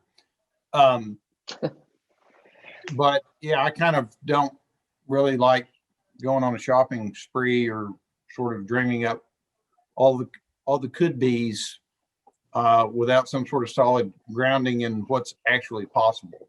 It's just not the way I think. But so you asked to know what a high school costs. I can't answer that, but I think those two, I got a text, from Susan later on, and her rough guess from the finance department at the time was probably a maximum, I think, of about 230 million. And we could actually do no tax increase for about 120 million. And I'm not sure. That immediately brought some more questions up for me, but I didn't take the time to ask them. So you can't ask me any. I don't know any more than that. Okay. I don't have any idea how much. Last time we did this, Robin, you lived through it. The new elementary school's about 20 million. What do we spend? So it was so long ago that I don't think it matters, because I think that the numbers for University High were 180 million is what comes to mind for University High, and so I think I don't think it was that much. Okay. But again, us nailing that down is not going to. You're right; it doesn't help a whole lot. Mm-hmm. So I was thinking it was more like 130 to 150 for university, but I can't remember either. For some reason, I'm thinking it was 70 million, but in the 130 and 150 or those larger numbers might have been the entire bond. But maybe so. Yeah. That's right. I think that's right. You're right. I can't remember anything. You're right. No, it was in the 70 range for university specifically, 70 to 75, I think. And but that was like 11, 12 years ago or something. Yeah. So, I think, and I'm not entirely sure of their intent. I wasn't part of the creation of the presentation. I would have you know. But, I think there's a few things, I guess. I'm not really interested in prioritizing elementary over middle over high schools. I mean, it's more of I think probably it's not like one of those needs stuff a whole lot worse than the other. We have particular campuses that are in a really bad shape that need things addressed. Tennyson comes to mind immediately for me. I can't stand Mountain View. We don't even have, not only do we not have air conditioned hallways that flood, we don't even have hallways. The high schools, I'm not supposed to drive this. I do think that was some of my marching orders they gave me about a month and a half ago. They told me to just shut up and don't do much of talking. But but we do have some elementary schools that are in very dire straits, and I think need addressing. I don't want to really share. Do I? Yeah, I do want to share. I'm not sure the physical state of either of our high schools at this point rises to probably need some money spent on them, but at least physically, I think the structure. And we're talking about, obviously, we're not talking about tearing down a university and building a new high school there. We're really talking about Waco High, I think. Again, it's one of those things where, Emily, we don't have all the money in the world. We're going to have to do without some things that we definitely like to have. Okay. May I ask a question? I'm going to be quiet. Yes, sir. So if I'm thinking strategy, I'm thinking a number of things. Cost containment is one, revenue is another. And I'm looking at the delta between transfers in and transfers out of the school district, and that's revenue. Is there a strategy that could be tied to that? I don't know what the leading drivers of students leaving is, but if some of those could be addressed, that seems like money. That's for the marketing department, but I agree. That would be, I think, at the elementary and probably even possibly more importantly, the middle school level. I don't know. It'd be worth exploring. I remember seeing recently that Waco has a higher transfer out rate than most school districts of a similar size. That we have more charter schools, more private schools than other districts that are similar. And it was just doing back of the envelope math, but it looked like you had more aggregate students in elementary school than the funnel contracts as you go to middle school, and then maybe contracts more in the high school. So what's driving that? Some of it is probably demographic and some issues that are common cultural struggles that we know that we're having with kids dropping out. Although I'm certainly not an expert at that, but just maybe look at the numbers. Yeah, I can only speak to my child's friend groups and what I have watched over the years from 1st to 12th grade. And we're somebody that came in from a private school, but a lot of it, and I know I keep harping on specials and athletics and such, but come middle school, that's when that started. I can only think of one particular person that left because of one academic course that they weren't impressed with and went to private. But I know there are people that have remained in the district for other reasons, but the majority come middle school have seemed to have left on basis of athletics. And that's, I mean, I'm just putting that out there. And that's, Gretchen, are they going to Midway or are they going into private school? Midway is a big one, private school, Bosqueville. I mean, there's quite a few that they're going to. And there's also some that have left, and I don't know, why they've left, that have been real involved in the arts. And Larry Carpenter runs an excellent arts program. I can speak to this for both of my children, who have been under him both as a principal and as the fine arts director. So that one really shocks me when that happens. A lot of parent teachers leave as well and take their kids with them. I don't know if that's a salary thing. I don't know what that is. So I think there's a lot of factors in that. But as far as, to me, what would I like to see at every level without having all the money in the world? I think it just needs to be equitable learning and equitable facilities across the board. It's just like the thing we ran into when COVID happened. Yeah, my kid could come home because he had a computer already. No big deal. That wasn't across the board. So there was scrambling. And I know that's not just new to our district, but other districts like Midway, they already had checked out. Everyone already had an iPad or what have you. So from a facility standpoint, we want to make sure that each campus could be as equitable as possible with the facilities they offer to create the best learning environment, and as well as athletics. Again, I know I keep saying it, but I've asked my kids over and over again. Well, one doesn't care about athletics, but the other one does. And he doesn't even play really sports. He plays tennis, but he doesn't play football or anything like that. But he has just seen his friends start leaving after 6th grade because a lot of it had to do with athletics. I think that's great, Gretchen. I agree with the equitable, a little bit of what both Emily and Gretchen has said is, if we're let's do the best we can with the budget that we're being given and make sure that we can stretch it as far as it can. What is most dire to our district? Equitable learning, education, and making sure that the campuses are safe. And someone made a comment earlier about asbestos. These are things that probably can be taken care of pretty quickly, and it could be on the top priority list, and then we can move down and see what campuses need to be redone and rebuilt, and make a timeline for what's most important. What do you guys think? Well, I've got a hunch that I would imagine that there's sort of, the Waco ISD has a budget that is for ongoing maintenance and improvement and mitigation of health hazards like asbestos.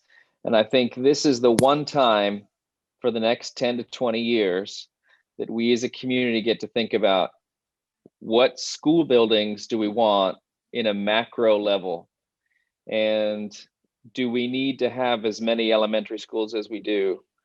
Is it better to serve the kids 15 years from now to build a few more larger elementary schools, or is it better to take Waco High and make a new building for the kids who will be graduating in the class of 2050? So this is the time we get to think about that. And I think there are probably things kind of like what we've been talking about in terms of technology and asbestos and things like that. So I sort of, so then kind of leapfrog on that, like, what is a priority to me? And I'll just raise my hand and say, a priority to me in terms of facilities is a new high school. Because if we don't do it now, I don't see that happening ever. Well, not ever, but it will be a very long time. Waco High has some parts that are really nice and really functional, but some parts that are an absolute disaster. From a learning perspective, from a safety perspective, from an HVAC perspective, all kinds of things. And sometimes renovating old structures that are patched together over decades ends up being a lot more expensive and costly than starting over. You think you're saving money, but it's that sort of penny wise, pound foolish sort of situation. So I'm on the record for new high school. I'm less of an expert in terms of elementary schools, and middle schools. I do think that some of the problems that plague Waco High also plague Tennyson. And so we have the situation where we have with University and with Chavez, we have some really great facilities. And some of the big inequity in our system is that we have another high school and a middle school that are both in facilities that are aging and struggling for a lot of reasons.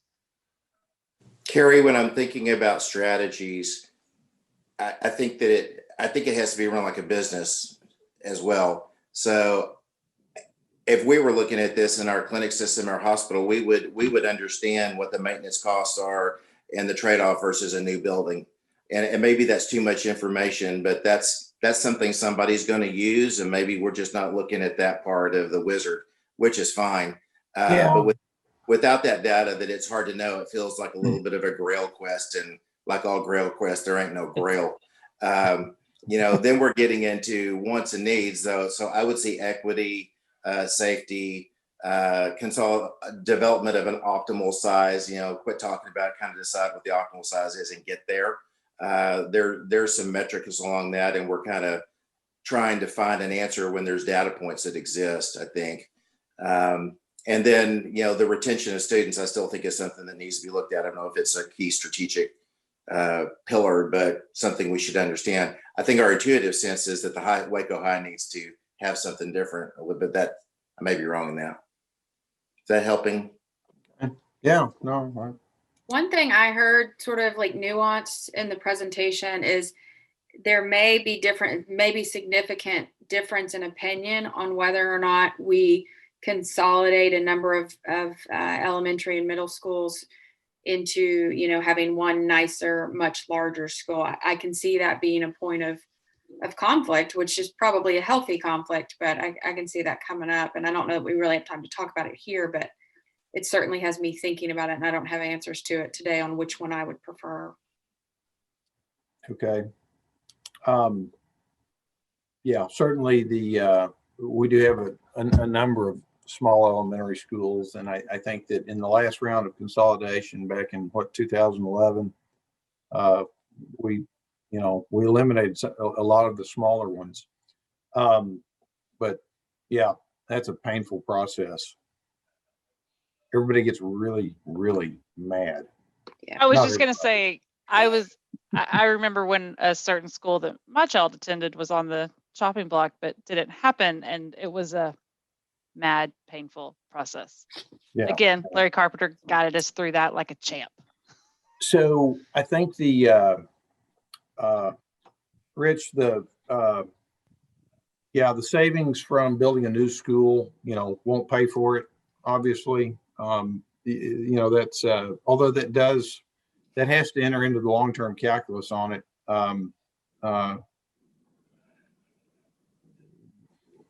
Larger schools are more efficient to operate and cheaper to run on a per head basis. There's no two ways about it.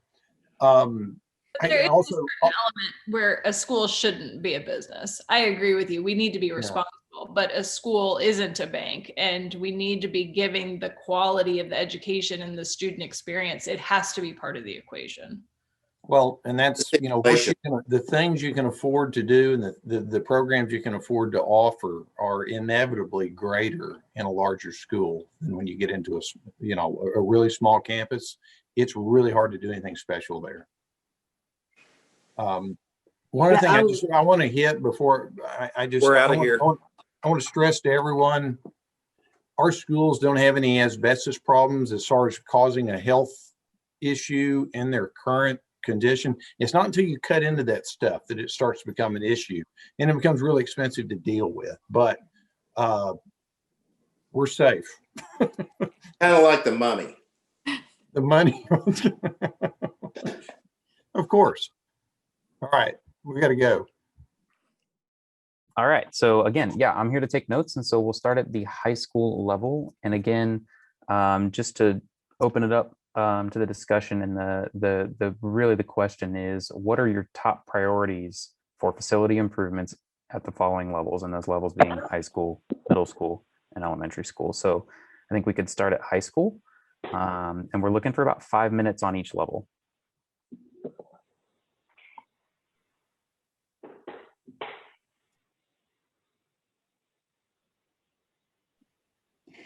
Okay, I can start. Go So the mute. biggest thing I see in the high school level is that Waco High is definitely a much older campus. So it seems like a newer building, just like University High School was built, so that it's more equitable and preparing our students to graduate and, you know, be contributing members of our society. So I definitely think a new campus for them.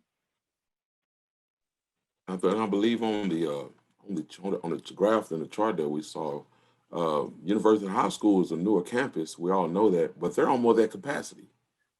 I think they're almost at capacity. So, you know, one of my biggest concerns is we're meeting and we're having discussions about improvements and what we think will be fitting for the campuses. But ultimately, we have to leave room for growth. I mean, that's a fairly new. Do you not know how new University High School is? And it's almost at capacity. So we have to be thinking about growth. You know, how much growth are we expecting? And we have to hit those numbers on the head. I mean, we never can predict what we're going to have, but we need to make better predictions for growth in the future. Even if we decide to build a new Waco High, let's not let it fall in the same category as university. Within 10 years, it's almost at capacity. So we need to leave room for growth and expansion for the student body. Look, Juan, to your point, I think the cafeteria at university, they've pretty much already outgrown that. It's tight in there. Wow. And I've seen how nice it is in there. It's fairly nice size as well. It's nice and it's real, has a real open like feel to it with the glass doors and everything. I can't imagine it being overcrowded in there, especially what we're going through right now. Would part of that be because university like joined with, I think it was AJ Moore? That's a very good question. Perhaps that's a very good question. Someone who has historical Waco background, maybe Mr. Sykes. Yes. AJ Moore was a definite contributing factor.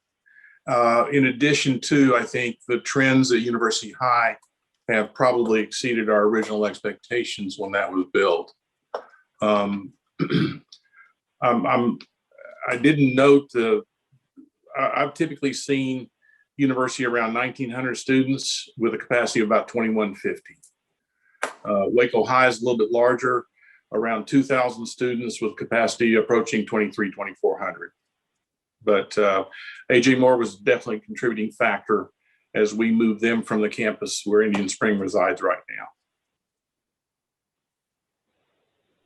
You know, one of the things for me from a curriculum and instruction standpoint is we talk about our kids being able to experience, just the innovative learning and different opportunities, and our teachers being able to teach that way.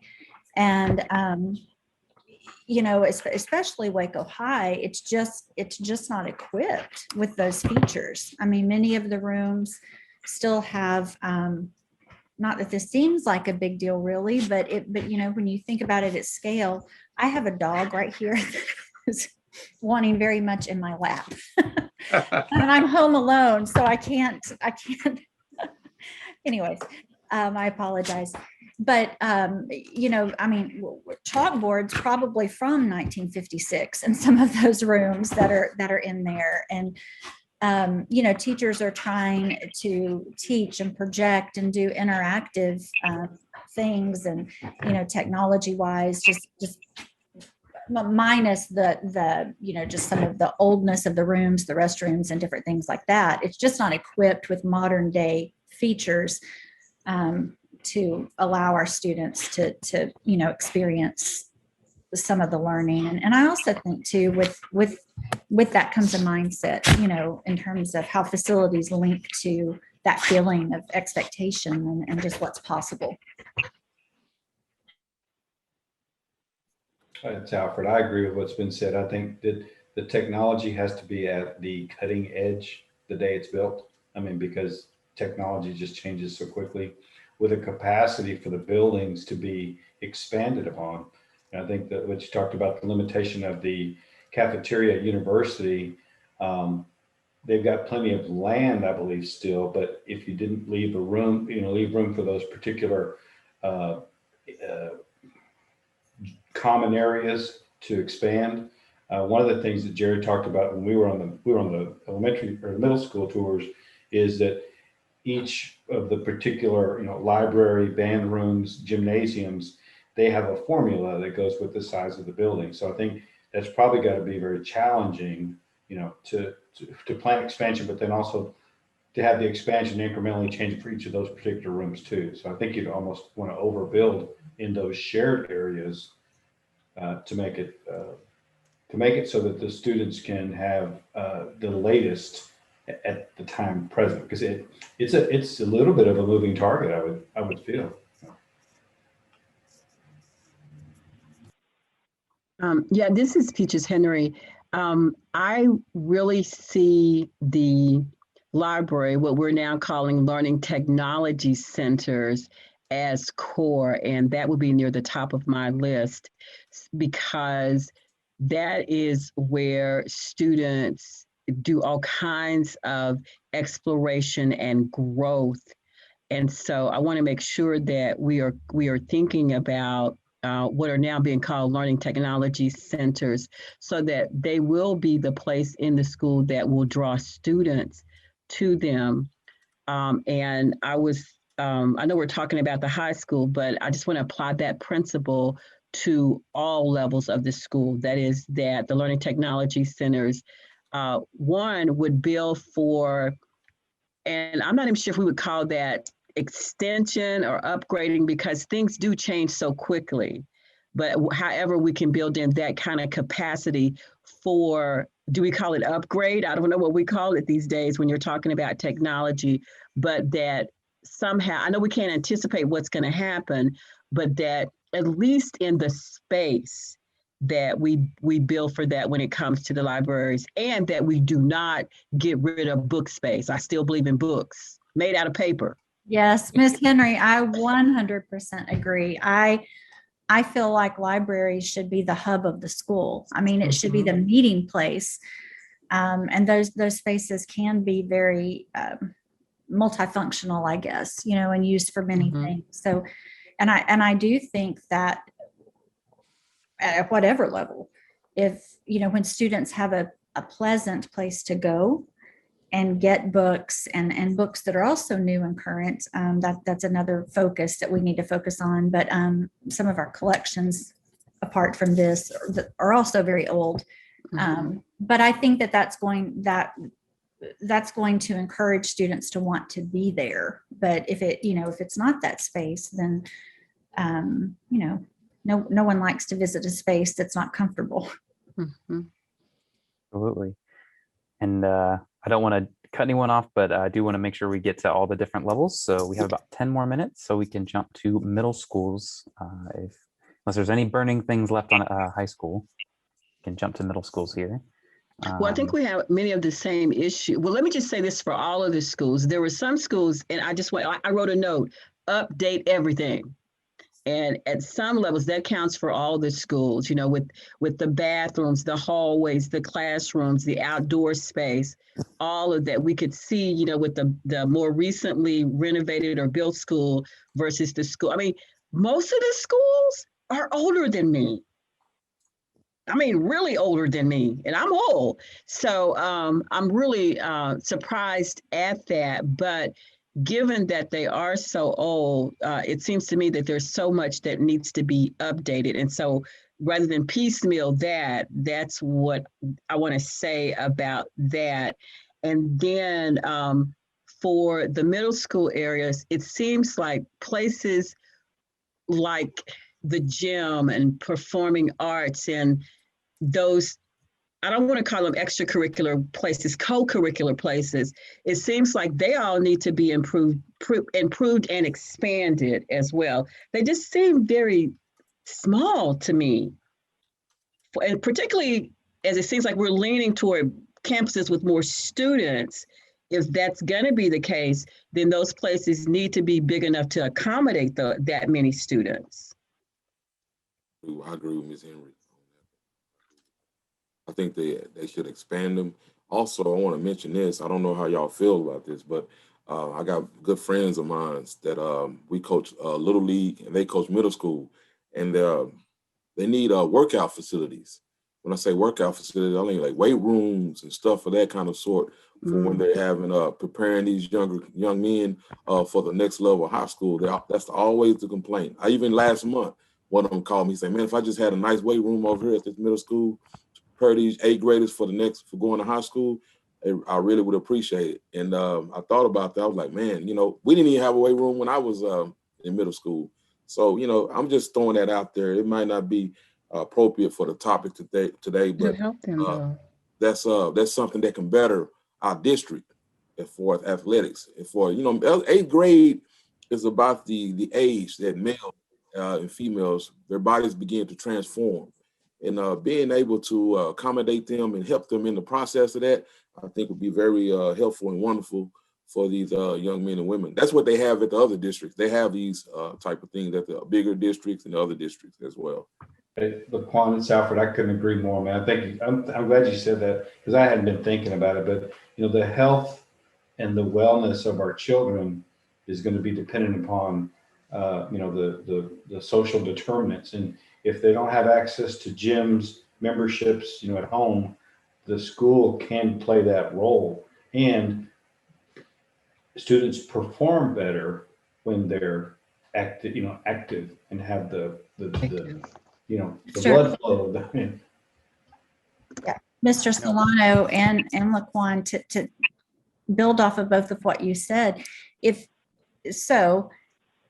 just hired 2 new coaches. So obviously we're focusing on, developing our athletic programs. I know Mr. Love has really tried to start focusing on, our athletics at the middle school level. And we're now playing other districts where we were just playing inside our own.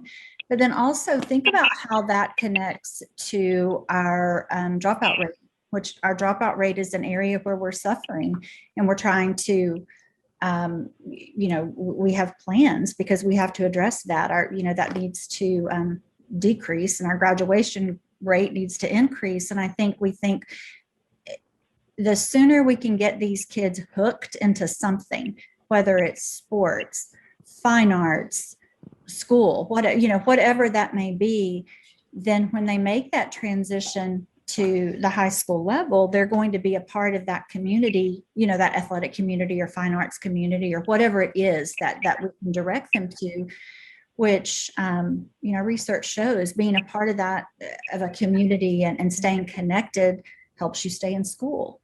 And so for their health, for their academics, for so many reasons, I think our special programs like that are crucial. And so to be able to capture them at that early age before they get to high school, I think is important. And I think that would help in that.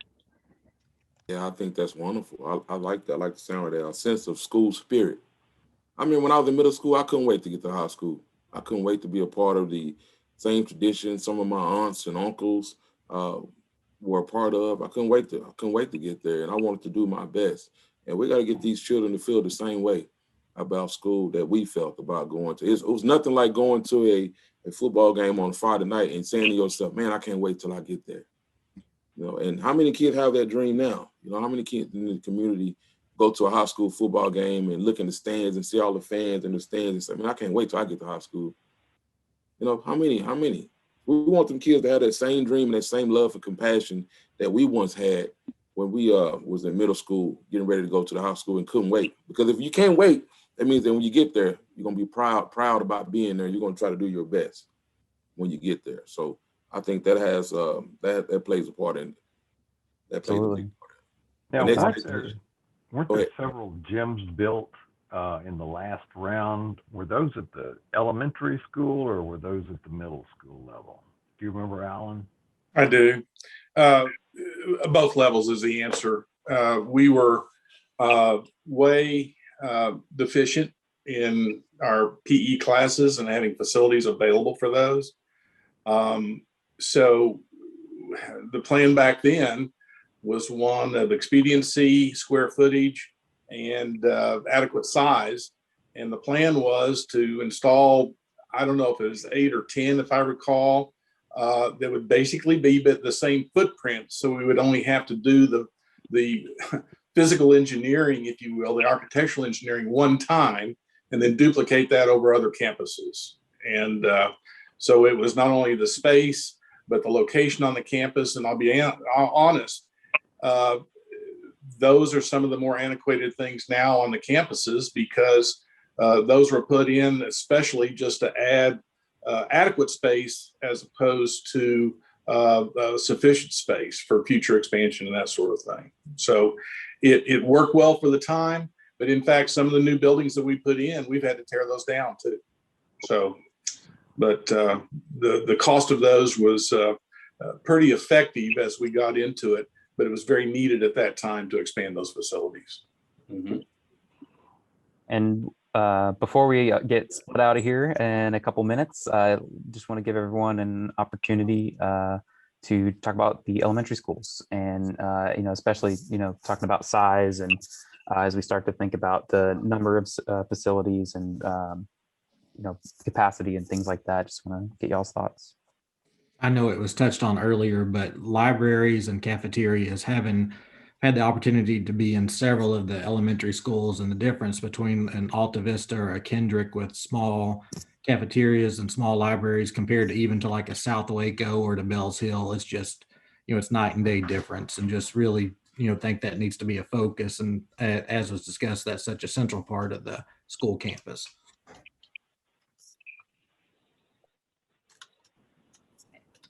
Dr. Concannon talked a lot about interventions and space and, needing areas. And I can tell you that our smaller campuses are using every inch of space. They're pulling groups on stages in the cafeteria. They are, well, if there's a closet big enough, sometimes they turn closets into, meeting areas. And so, and that's not uncommon. I mean, that happens in a lot of school districts as you're trying to maximize space, but, also looking at trying to ensure that each campus has going forward certified interventionists, and looking at those tiny campuses with the very small budgets.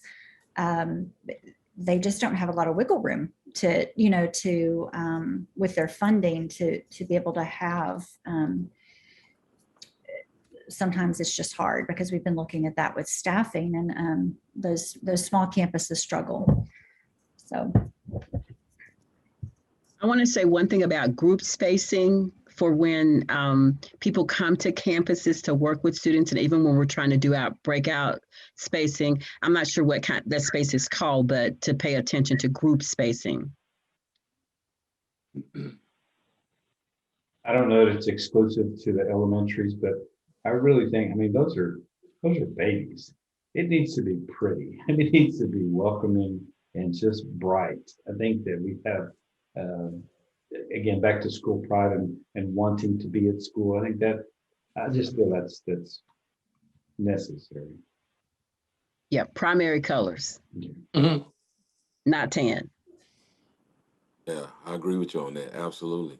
And another thing about the elementary schools. I speak from a PE standpoint. I'm a PE teacher at West Avenue Elementary.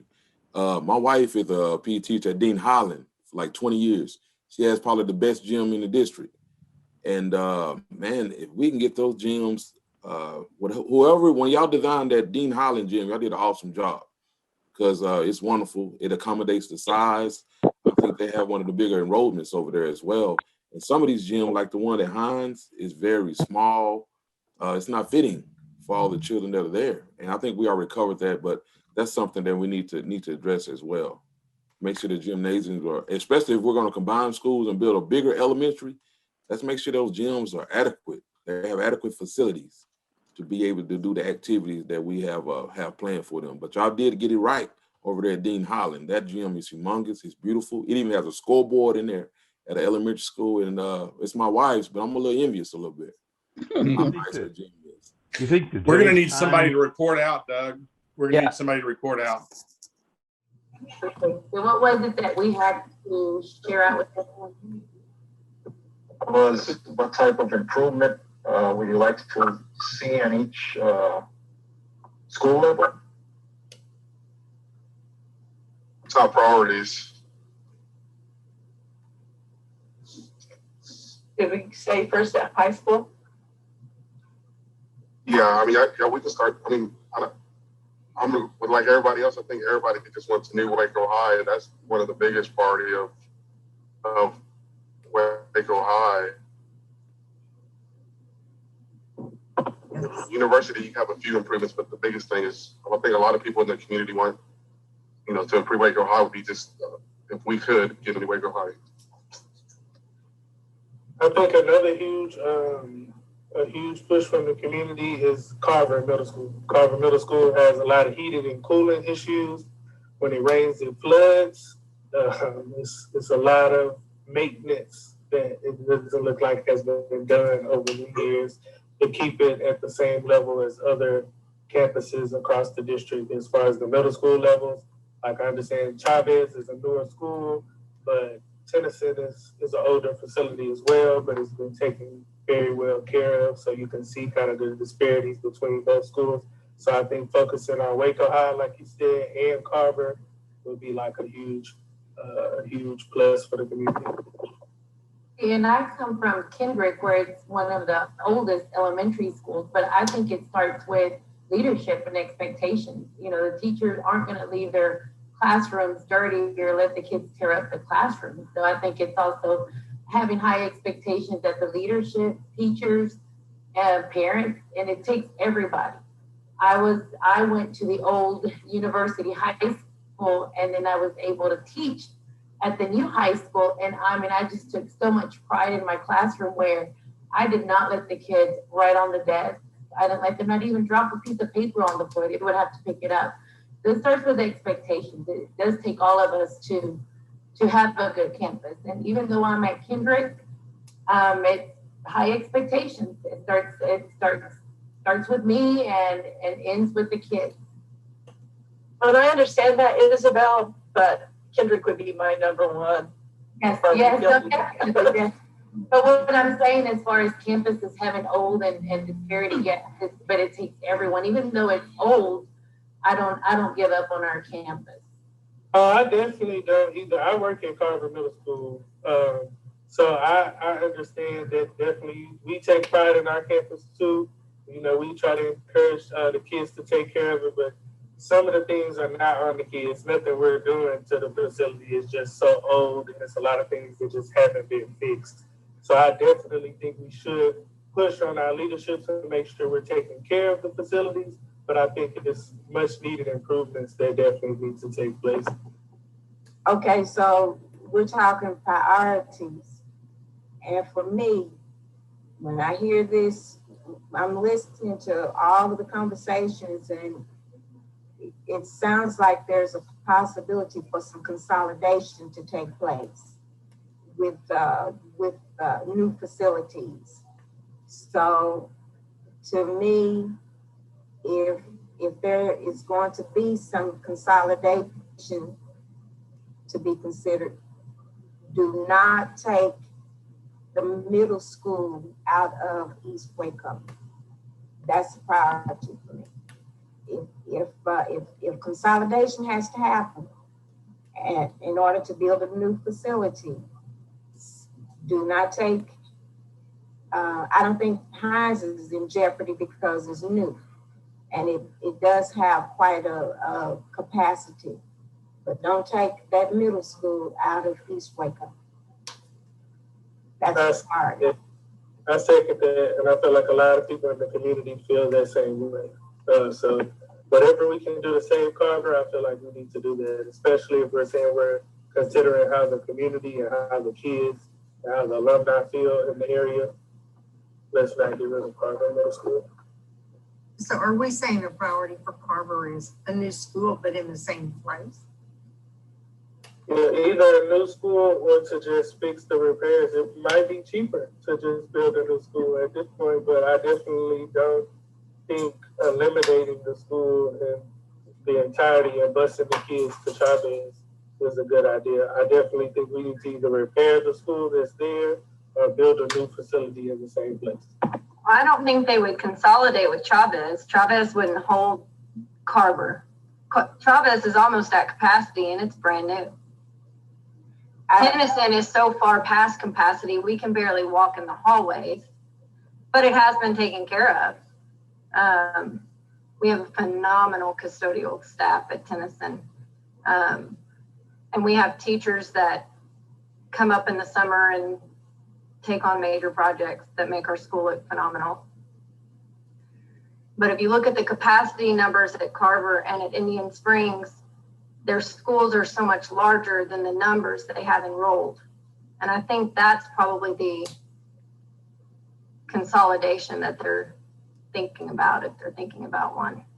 And I think another reason for such low numbers is because of the condition that the facilities are in. So I agree with that. I think if they get a new school, they'd have kids coming back. Yeah, it's a lot. Because I know our numbers are so high because so many kids are transferring out of, and Chavez's numbers are high because kids are transferring out of and requesting those transfers from Indian Springs and Carver to come to Tennyson and Chavez. For sure, but I mean, just like I worked in Tennyson too, and I just remember like one time a kid kicked out a window, and the next day it was fixed.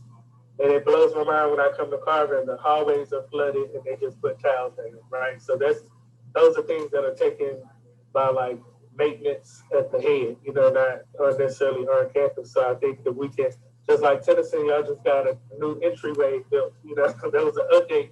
Like those things haven't happened in Carver in a really long time. So I think that I definitely see why they would want to consolidate Indian Springs and Carver, but I feel like Indian Springs needs to come to Carver and not. Okay, so when you talk about consolidation and what these discussions, facility discussions are all about, it's not necessarily, I mean, the facility is the first step.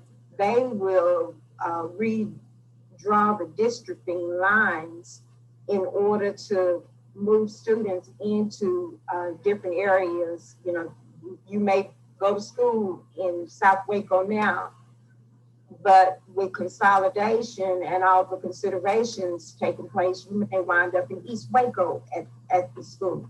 So that's not really as important. You know, we're not saying this facility over that facility because they will make whatever adjustments have to be made.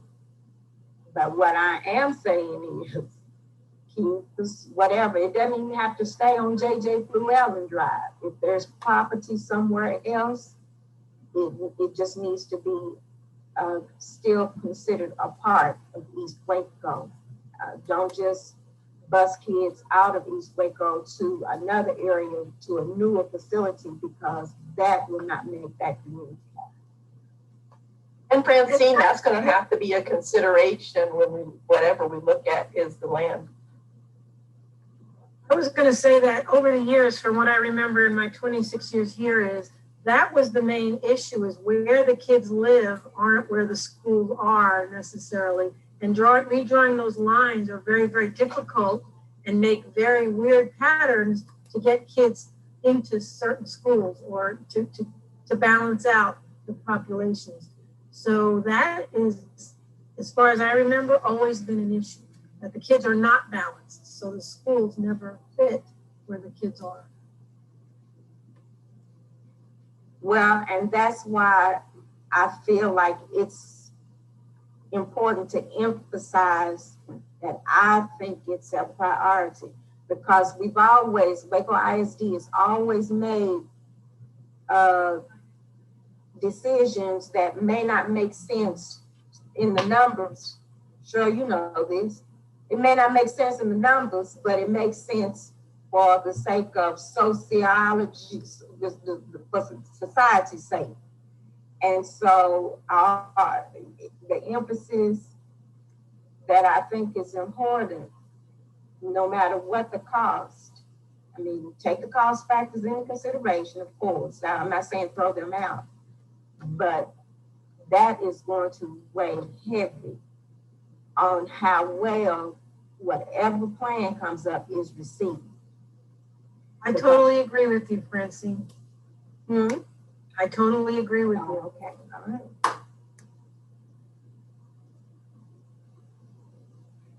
So our main priorities are a new Waco High, and then Carver Middle School to stay in East Waco, and then Kendrick Elementary. Those are our three main priorities. Okay, and we just want Carver, we just want them. Well, now I'm the only one to say anything about elementary, or which one we should do. So nobody else really talked about what we should do at elementary. So that's just been on my list for a very long time. And it sounds because elementary, because of the numbers and the chart that was shown to us, it sounds like there's going to be more consolidation. Probably if I don't know, if when they vote, probably going to be more towards elementary, just because you can see the numbers and the cost of operating. And I can tell you, coming from Kendrick, that's the smaller school. I mean, and you can compare it to what Bells Hills has. It's amazing. I mean, they have a greenhouse, they have a science teacher, they have a beautiful computer lab, a beautiful library, where we're so limited because of our numbers. And I mean, that was really good information that was shared with us. And part of what Lorraine was saying a while ago about where the kids are, when we consolidated back in 2012, there's a lot of kids around Kendrick that are going across the highway to Alta Vista, and they live on your side of I-35. Is that in part because the size of Kendrick is just too small? When we closed Meadowbrook, and instead of, actually, I will be honest, when we did the 2008 bond election, Kendrick Meadowbrook was a bigger priority for me than Bells Hill, but the way it kind of went down, we ended up with Bells Hill. But yeah, that's exactly why.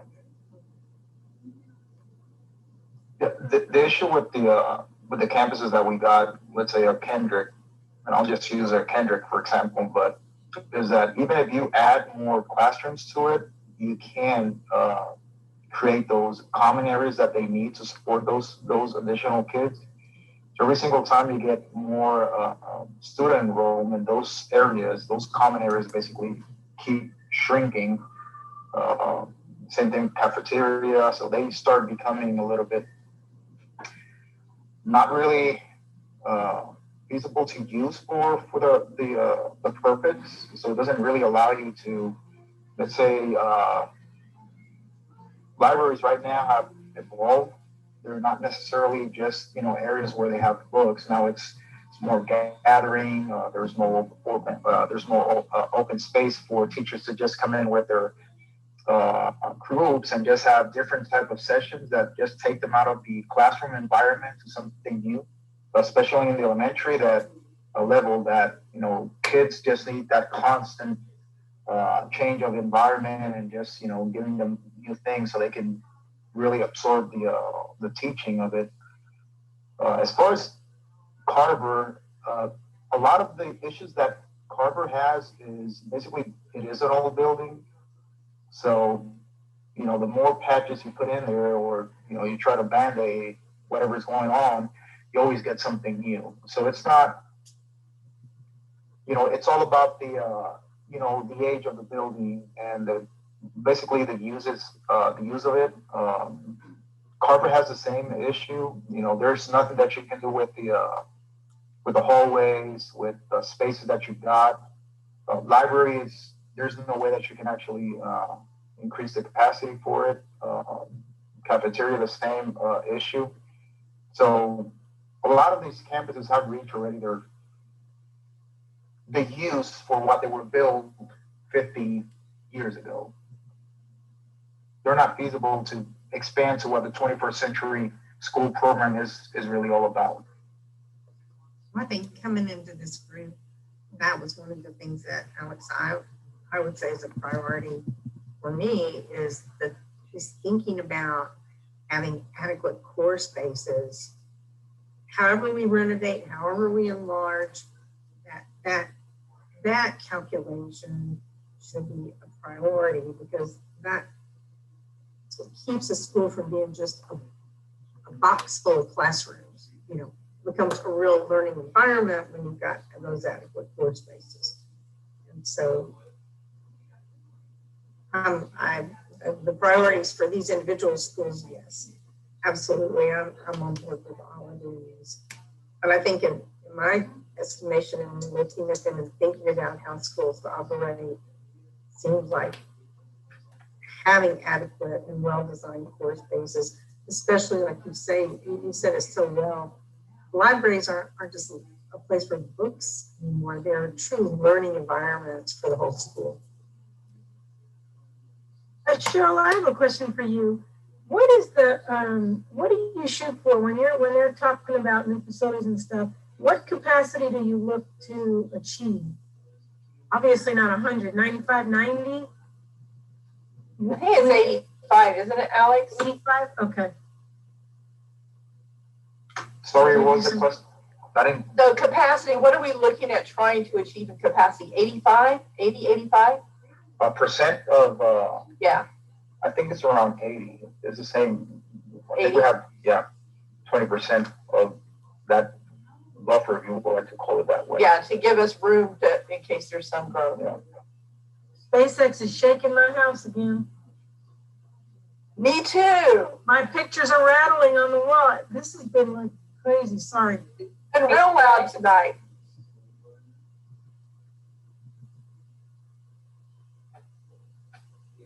Well, I was looking at the elementary numbers, and the elementary schools are really below capacity. I don't know what the priorities, what did we say the priorities were for? You were saying just Kendrick, something about, you were specific about Kendrick, right? That's all we said for elementary? It's just in really bad shape. Foundation, everything is just not in good shape at all. It's one of our, probably in the worst shape of all the elementaries. But I just feel like whatever facilities are going to be open for any student to go to needs to be at a standard. So that's my main thing, is to keep Carver and also to make sure every campus is held at the same standard. We shouldn't have really advanced campuses and then campuses struggling with heat. It shouldn't be, because that's what's causing a lot of these low enrollment numbers. Like, I've talked to parents, I've talked to students, they don't want to go to these facilities because they feel like they're not good because they struggle with flooding and heating and cooling. And like somebody said, it's just like a box of classrooms, like a cylinder blocks and Carver. So, that's all. Actually, study shows that if you have, adequate facilities, it improves, I think, almost by 20-25% the actual, of staff and students. So, it's if you have those adequate facilities, you'll see improvements in your kids and, even in your staff. Well, the staff makes a big difference, because Kendrick has always had very good scores, even though we're talking about their facility. Kendrick's scores have always been on target and above. Yeah, that was under Miss April. Yeah. Well, that's my point, is that your staff, whoever's managing and whatever, that all makes a big difference, which is why the money is going to be a big concern. Anyway, we've got 42 seconds. Yeah, so I just want to make sure I'm telling you. So Waco High, we just want to raise it to, we want to build a new Waco High. That's our priority for high schools. For middle schools, we want to keep Carver and East Waco and renovate, right? New one. No, a new one. New one. Okay, all right. Keep it in East Waco. And then the elementary schools, we just want to fix Kendrick, right? No, I want to do Kendrick. Build it. New one. Build it everywhere. Build all of them. That's it. And so the key question I'm going to be asking this group to discuss is we want to identify our top priorities for facility improvements. This long-range master plan is about facilities. Of course, we would love to talk about more than that, but that's really what we can impact at this point. And so we want to talk about it for the high school, for the middle school, and for the elementary school. And so I'm going to recommend that we open up for 5 minutes or so to talk about high school based on what we heard about improvements, or, it's less campus size at high schools. It's just a little bit about what we saw on the tours and what we hear about operational costs and new facilities versus replacement. And so I'm curious, what would you advise, or what would you think would be advisable for the high schools? I think being at Waco High and seeing the difference between our facility and university, one of the biggest things is going to be location, land.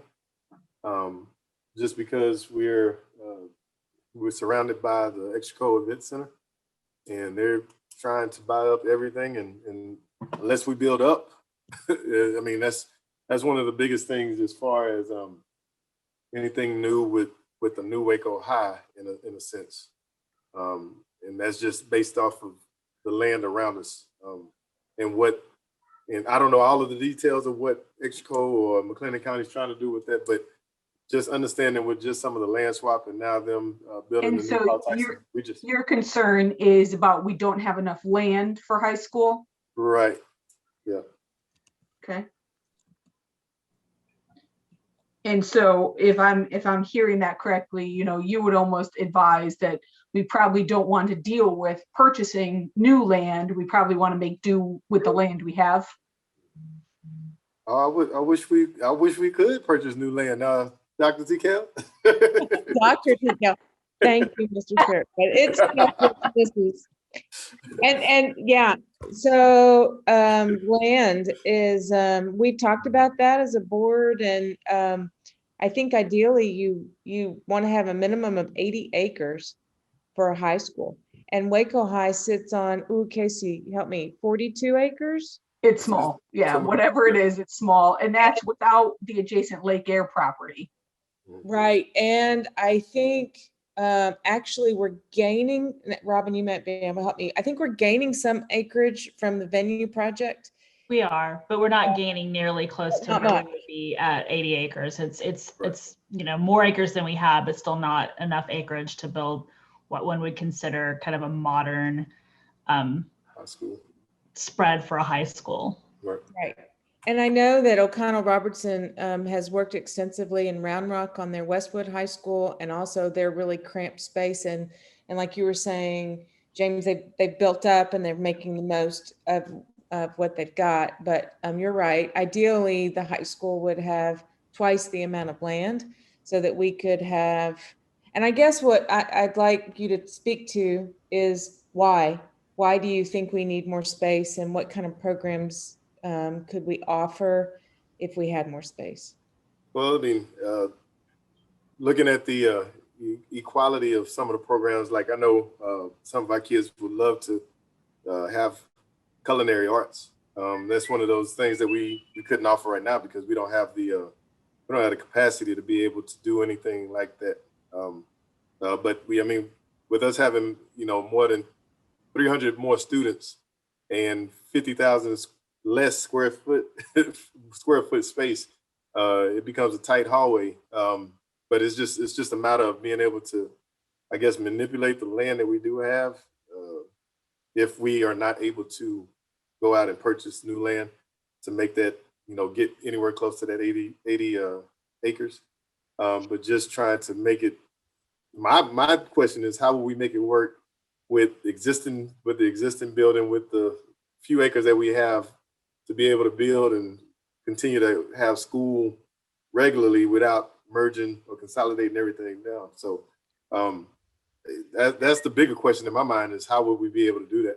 I know engineers, y'all are the smart people, so that y'all have it all worked out, but it's doable, but it's challenging. It's doable, but it's challenging. Angela mentioned, or Dr. Tikal, sorry, mentioned, Westwood High School. I'll be Dr. Nicholson tonight. No, but when we talk about more, what's that? Well, Andrea is a high school parent, so. Yes. I don't want to lose, before we move, well, you're a high school and middle school, but. Right. Well, we're in high school now. We'll get to middle school next. Yeah, I have two high schoolers, and one thing that really popped out to me with that question was just how when we've gone to university for competitions, it's a beautiful space. Waco ISD can host some fabulous tournaments and competitions at University High. We can't do any of that at Waco High. It's hard to have any kind of event at Waco High. It's hard to have parent-teacher, what do you call it, where they open houses at Waco High. It's just not accessible in so many ways, and it's not inviting. And I really think that this, what we do at the high school level affects then the middle school. I mean, it seems like if we have a strong, we have to have a strong program, so it has to, obviously, but if the facilities are competitive with some of, our surrounding areas, and if there's integrity to the facilities, the high school in a lot of ways is what attracts people and what keeps people. Obviously the content has to match it, but anyways, those are my thoughts. And I guess I'm biased because I'm an alumni from Waco High, but the only thing that I will say is that a lot of times, you think of your flagship high school, that is your district, that carries, not necessarily carries your district, but you think of Midway, they only have Midway High School. La Vega, they only have La Vega High School. Well, Waco is Waco High School. It represents the city. And so sometimes, and this is a biased stance, so I apologize, but sometimes you want the city to reflect the school that carries the name of the district. So everybody sees is university, it's Waco University, but nobody says Waco, it's just University High School. And so when they think of Waco High, it's Waco, the city of Waco. And, so it's kind of like we want to be the banner, but we can't be because we don't have the facilities to do so. Jordan, don't leave, because Jordan's an alum, Waco High, right? You're muted, Jordan. You're muted. Jordan, muted. I apologize. I was plugging a phone in. I'm sorry. I'm on my way. Okay, no, I was just going to say, don't leave, because didn't you graduate from Waco High? I did graduate from Waco High, and I don't think much has changed. No, not much has changed. The Performing Arts Center was built when I was there. I was there not long after James. I didn't think much of it. I thought we had an awesome school when I was there. And now you go to beautiful schools like University, and I'm in the school market. And so I get to see all these beautiful facilities that they build now. And you can just see how far behind the times we are. I didn't realize we really only sat on 40 acres. That's crazy. And I've racked my brain on how do you renovate that area in a way, how do you add on? Because you would have to build, I think James is right, you'd have to build up. There's no way. I've even thought, do you build where the football facility is now? Do you just tear it down and build that way and move your parking everywhere? There's just no good way to do it. But obviously we'd have to get creative. But yeah, there's just so many beautiful schools these days, and we're just kind of behind the times. And I agree with what Andrea said. I feel like with our friends, everybody, I feel like it's kind of bought in on the elementary level. And as you grow up toward high school, people are more apprehensive to stay in the district. And so I think if we could get stronger at the high school level and feel people hey, we want to get there because that's the place we want to be, you'd have families that want to get engaged and stay in the district. That's kind of what we're seeing. And I'll just two really quick on facilities, Waco High. My daughter graduated in 2019, loves Waco High, very proud of it, but she was an athlete and she was also doing fine arts. And we've talked about this in a lot of our meetings. It is night and day when they go and travel for athletics and go see other facilities weight rooms and locker rooms and all those things. And same with fine arts. the pack at Waco High was great when it was built, but it's definitely getting dated now when you just go, just to university. It really is a huge difference between the two facilities. So. All right, so in the interest of time, we haven't even touched on university high school, but we need to move on to middle schools. And so first blush on middle schools, where do you see opportunities for facility improvements? I did want to note, for example, there's a lot of needs at Carver, Indian Springs, Tennyson. I mean, all of them are hurting a little bit. And, what's your feeling about, is there an opportunity to minimize or address operational costs or address the capacity of the facilities, or just any thoughts on middle schools? Well, Tennyson's having to depend on way too many portables. Yes. Oh my God. I mean, we've got core instruction in portables at Tennyson. Yep. And then we have that cafetorium is just sad. And the kids are putting on really spectacular programs and they have no place to do it. It hurts your heart to see. It's too much. It may have been some of the same portables that were at Tennyson when I was a student there. So I know they had portables when I was a student at Tennyson. So they're not very portable or temporary. I know, right? I know Tennyson. I mean, Tennyson does have land space. I don't know what they have as far as municipal or whatnot residents to build on. I know they do have some space that goes out towards the fields, but I'm not sure exactly what is available to build or whatnot. I know Carver, when I was there for the year, I'm not sure what Carver can or cannot do because of the historical marker. So I don't know what rules go into that part of it. So and I they're don't know if pretty there's things that you can and cannot do. Like Waco High, where there's not a lot of place to go. They're landlocked on the horseshoe. I call it the horseshoe island because of the way that the road is built through. I guess they can modify that if they need to, but they have land out, where we used to practice for baseball, but they have that land out there, but they would have to modify a lot of the roadway or whatever that goes around it. I don't know what can and cannot be touched because of the historical marker. So those, I don't know what the guidelines are for those. Yeah, we'll research those, but I mean, yeah, you're noting Carver is probably landlocked, challenged to grow out. Right. Some of the things we've heard about, Tennyson, I hear the portables, but we hear a lot about can we combine Carver or Indian Springs? Do we push them together? Do we keep them apart? I heard that as a rumor, so I don't know. I'll concede on that one. Thanks, James. Smart. You're a smart man.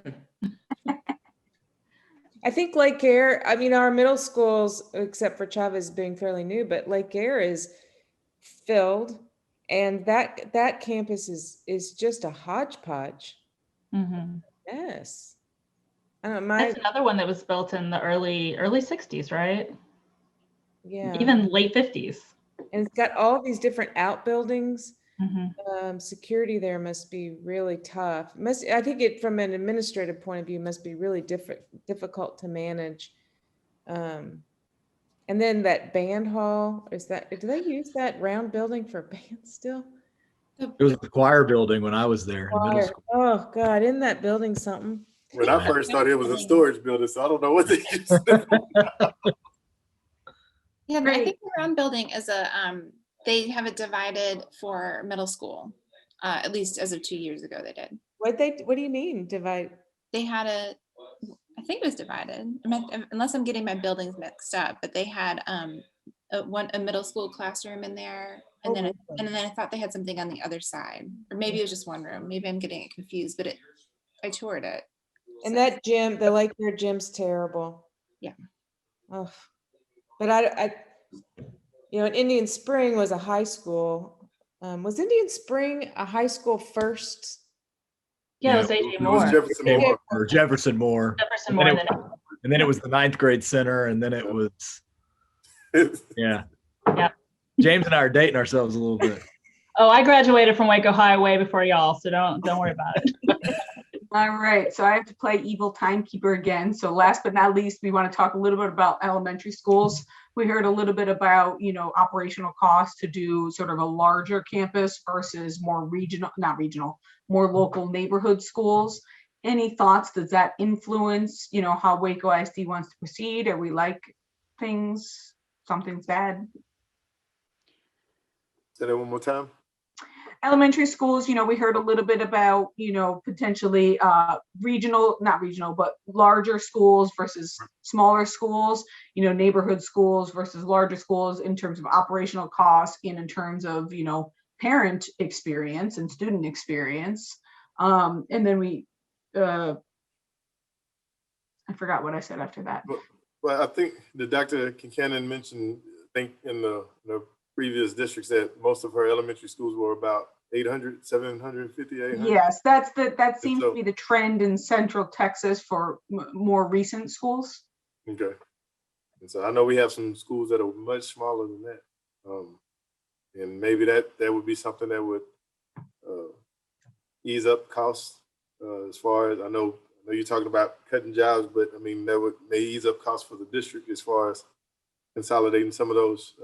I think that's what happened maybe a while back when Viking Hills and Mountain View merged, and then Dripping Springs and J.H. Hines merged. So, I mean, we've been in that route, or we've been in that scenario before, and sometimes those things are necessary to make, I guess, neighborhood schools that are close together to make those things operate. So, I'm not sure if I don't know anything about elementary, so I've been all secondary. I've just been around to see it happen. So, but I mean, if it's something that's financially the best thing, I would say yes, but I'm all secondaries. Andrew, is that a hand? Yeah, that's so cool. Okay, good. Yeah, I just learned how to do that. Just quick question: was Bells Hill was that a campuses that were combined? Bells Hill? Yeah. Well, it was built new. I think they tore down the old one to build that one. So that was one school. Yeah, and it was combined with South Waco combined. I think it absorbed the attendance from Sol Ross. Yeah. Okay. You're Because right. it seems like, that's a big school, right? And they seem to have pretty good performance. We were looking at their scores, and they've got, when I judge for UIL, those kids are, they do great. They I don't know, they seem to handle the size. They have some great output, and anyways, I was just curious if those were campuses that had merged, and it seems to have worked out well. Yeah, hey Casey, I was gonna say I think that could work at the elementary level. I would be hesitant about the middle school level, if I'm honest. We've seen that before at that level as well, and that didn't work quite as well. Even with the elementary level, I would say, financially, that makes a lot of sense. I think there are a few elementary campuses where that would make a lot of sense, like Brook and West, or West and Provident Heights, something like that. Those are smaller schools and kind of in the same general space. But I do think as a part of that equation, you would have to look at rezoning. I know West Avenue right now, that school zone goes all the way out to I-35 to pick up Kate Ross. And so, that would be a part of that, I would think. But I think that could make sense at the elementary level. Yeah. And you mentioned that Kate Ross goes all the way to West? Yeah, Kate Ross is zoned to West Avenue right now. But they close to Bells, I thought. They are closer to Bells Hill, but yeah, I don't know how that works exactly, but. Oh, okay. Sorry. Well, in my recollection is that Estella Maxey, they had school choice. They could choose where in the district that they can attend. And I'm not sure if that's not the same. No, that's only true for Estella Maxey. Estella Maxey. Yeah. Okay. All right. Well, I'll report this back to the big group, and I wish we had more time, but Looks like we are just clicking. Do you guys have the timer, or we're about clicking down now? Yeah. Yes. Oh, yeah. Bye, y'all. Bye. We'll see. Thanks all. Okay, I'm Amy, and I'm going to help facilitate our conversation today. And what I'm going to do is I've got my phone on a timer. So to make sure that we cover all three areas, I'm going to set us up for 5 minutes to talk about high schools, 5 minutes middle, 5 minutes elementary, and then we'll have a couple minutes to go back and add anything anybody else thought of. I'm going to take notes, and then I'll share out on behalf of all of you after our time is up. Everybody good? So I'm going to start the timer, and our first question is about high schools. So y'all tell me, kind of briefly take turns and shout some things out, but what are your ideas or preferences on how to support? First, let's talk about an improved Waco High School. Do you have any just thoughts on what you'd like to see happen there? Facilities. Anybody? I'm muted. I'd like to see them be very student friendly. I don't know if you can do that in the current facility or if you have to build something else, but I think the students deserve a place that they want to come. And as that's what you as the leaders think is important. What was the first thing you said? Oh. I don't know why Josh was in our meeting. What was the first thing that you said? That was the part I missed. The most important thing to me is that they're student welcome. Okay. And I saw this earlier on, and I know that's one thing we looked at the last time we built facilities. That's awesome. And I guess also share with me your thoughts on, should it be renovated? Should it be replaced? Should it, like, how much would you want to invest? That sort of thing. Kind of depends on the resources. In a perfect world, I would want to start over with a brand new facility. Okay. Anybody else have some other input? Okay, Donna? From a career and technology standpoint and looking at university and Waco High, we do not have a culinary program at Waco High. And I would like to see us and so both high schools could offer that program.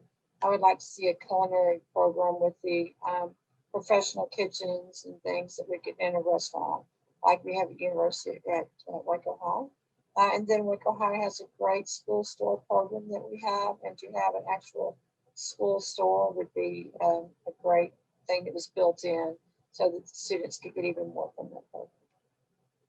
All right. Anybody else?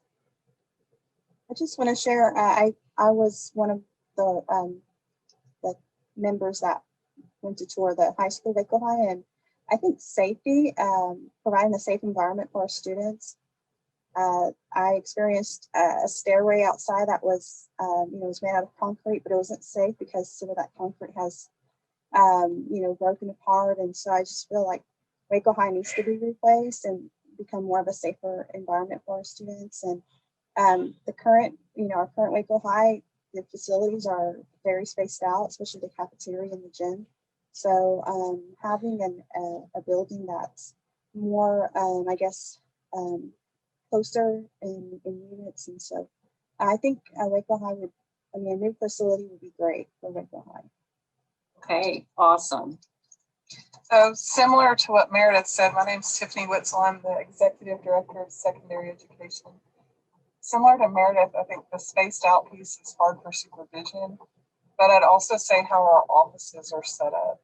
And so just the general entry to the building is very hard for the community and parents to access. And then meeting spaces. And so right now it's very hard to have any kind of meetings for the public, with students or with parents, just because of the space issues. I would also just like to echo a couple of things that Jonette said about being student friendly in a place where students are wanting to come and feeling pride about being a part of this specific school. We have a son who's just a sophomore, so we're kind of new to Waco High in terms of just 2 years or year and a half under our belt. But the athletic facilities also.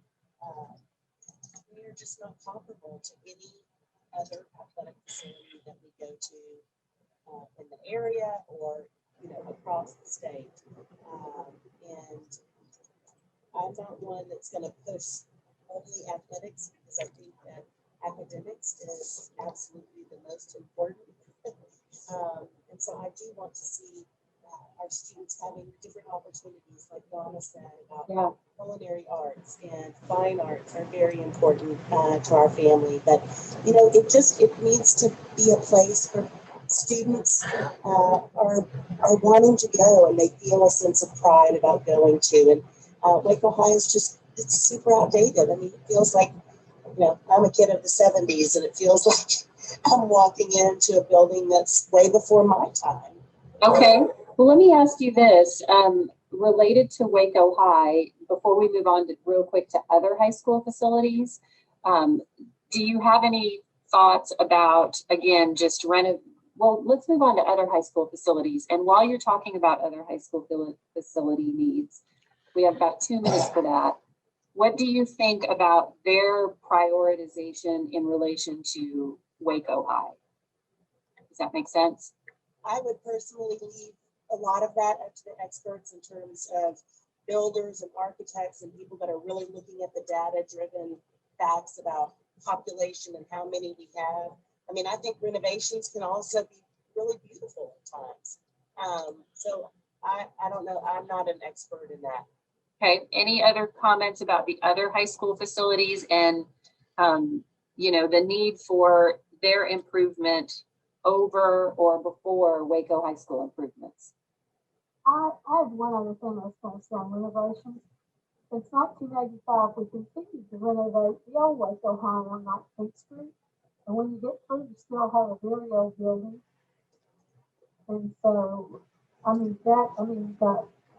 renovate a lot of things, but it's still an old building. So I think that the space won't be configured exactly the way you want it for the best use. So I really hope we can do a new building with the home. Okay. Anything on the other facilities? I just want to say very well said to Dr. Gowan. I think that's an excellent. Okay, any needs at the other high school facilities, support facilities or other high school that you want to identify? I don't know enough about the other high school facilities. But I want to when I go together know about Waco High that it's, I mean, the times that I've been to university, seems like it's really nice. Okay. Okay. A million times nicer than Waco High facilities. And I went to Waco High and it was old when I went to Waco High. And I don't know how you renovate it. I would think that it would cost a whole lot more to renovate it. Okay. But I don't know. I don't know what I'm talking about. No, you're whatever you say is important. So, okay, we're going to move on to middle schools then. And I know I'm going fast and I apologize. So middle schools, let's talk about middle schools and what do you think you'd like to see happening from a facility standpoint? And let's start with talking about Carver, Indian Springs, and Tennyson. Any feedback on those campuses? Yes. The only Anna? feedback that I have, I went to Tennyson 7th and 8th grade year, and that was back in 1980. I love Tennyson. I have a real heart for Tennyson. My child has gone there and it was a great experience. But it looks exactly the same. I mean, it smells the same. It looks exactly the same from 35 years ago. And it needs updating. It really does. The classrooms are just, everything about it just really looks the same. Okay. Anybody else have comments? And do you have any feedback related to facilities at the middle school level based on Cheryl's presentation of costs for smaller schools versus, maybe a larger school, that sort of thing, and how it might relate to some of these older facilities? The only question I have, or the concern that I might have, I know having worked at Cesar Chavez and having a full capacity of 900 30 students, and taking a principal and having 3 assistant principals to run each grade level. I think when you start getting a little bit big like that, you run into a lot of issues with like discipline and then crowding and then classroom size. I mean, I just wonder, and I don't know how it would run at Indian Springs, is a smaller school, same thing with Carver, but you know, middle school is like Miss Dr. Kincannon said, it's a unique time. And so I worry about like if we get too big or we create bigger middle schools, I worry about those issues that come with having a bigger middle school. Discipline is huge. Sure. So, you know, and then like I said, this to have the staff to run it efficiently.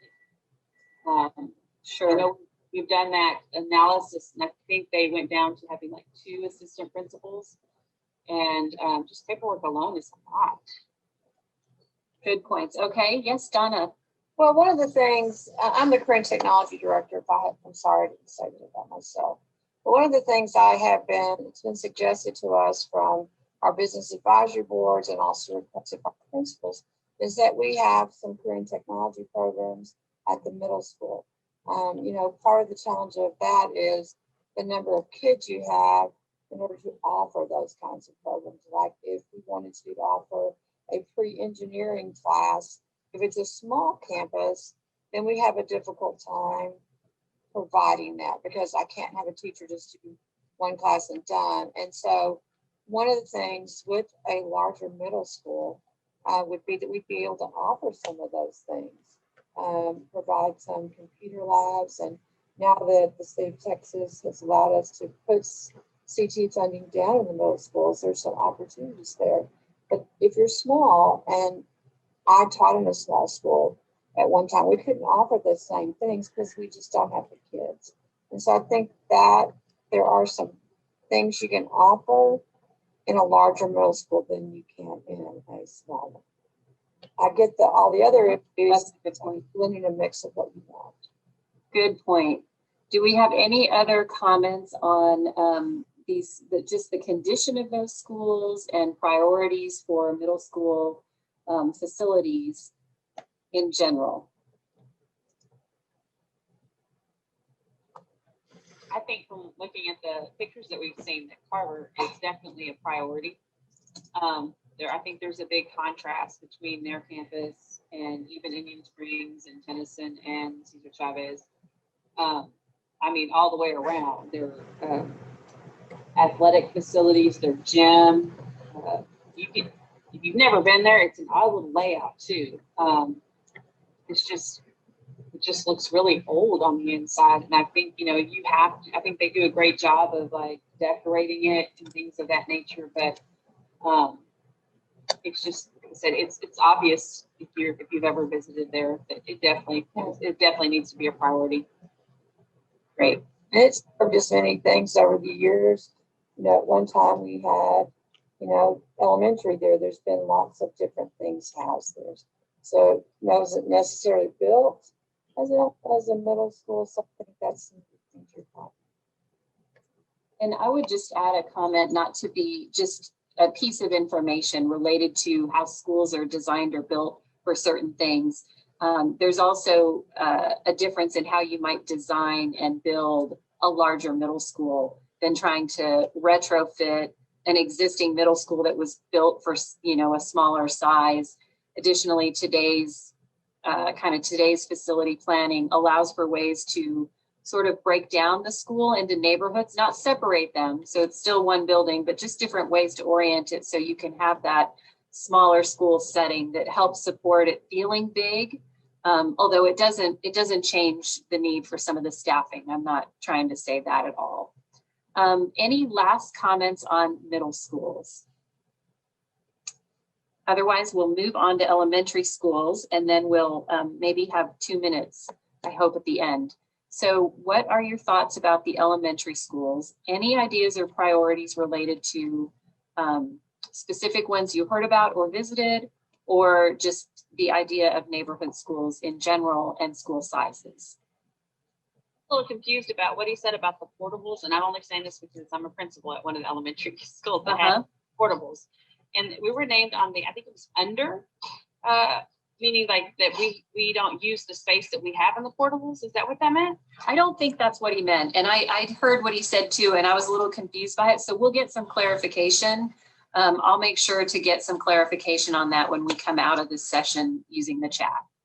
I don't think that's what he meant. I think what he was trying to say is that counting the portable classrooms, you're under capacity, but if you took away the portables, you'd be over capacity.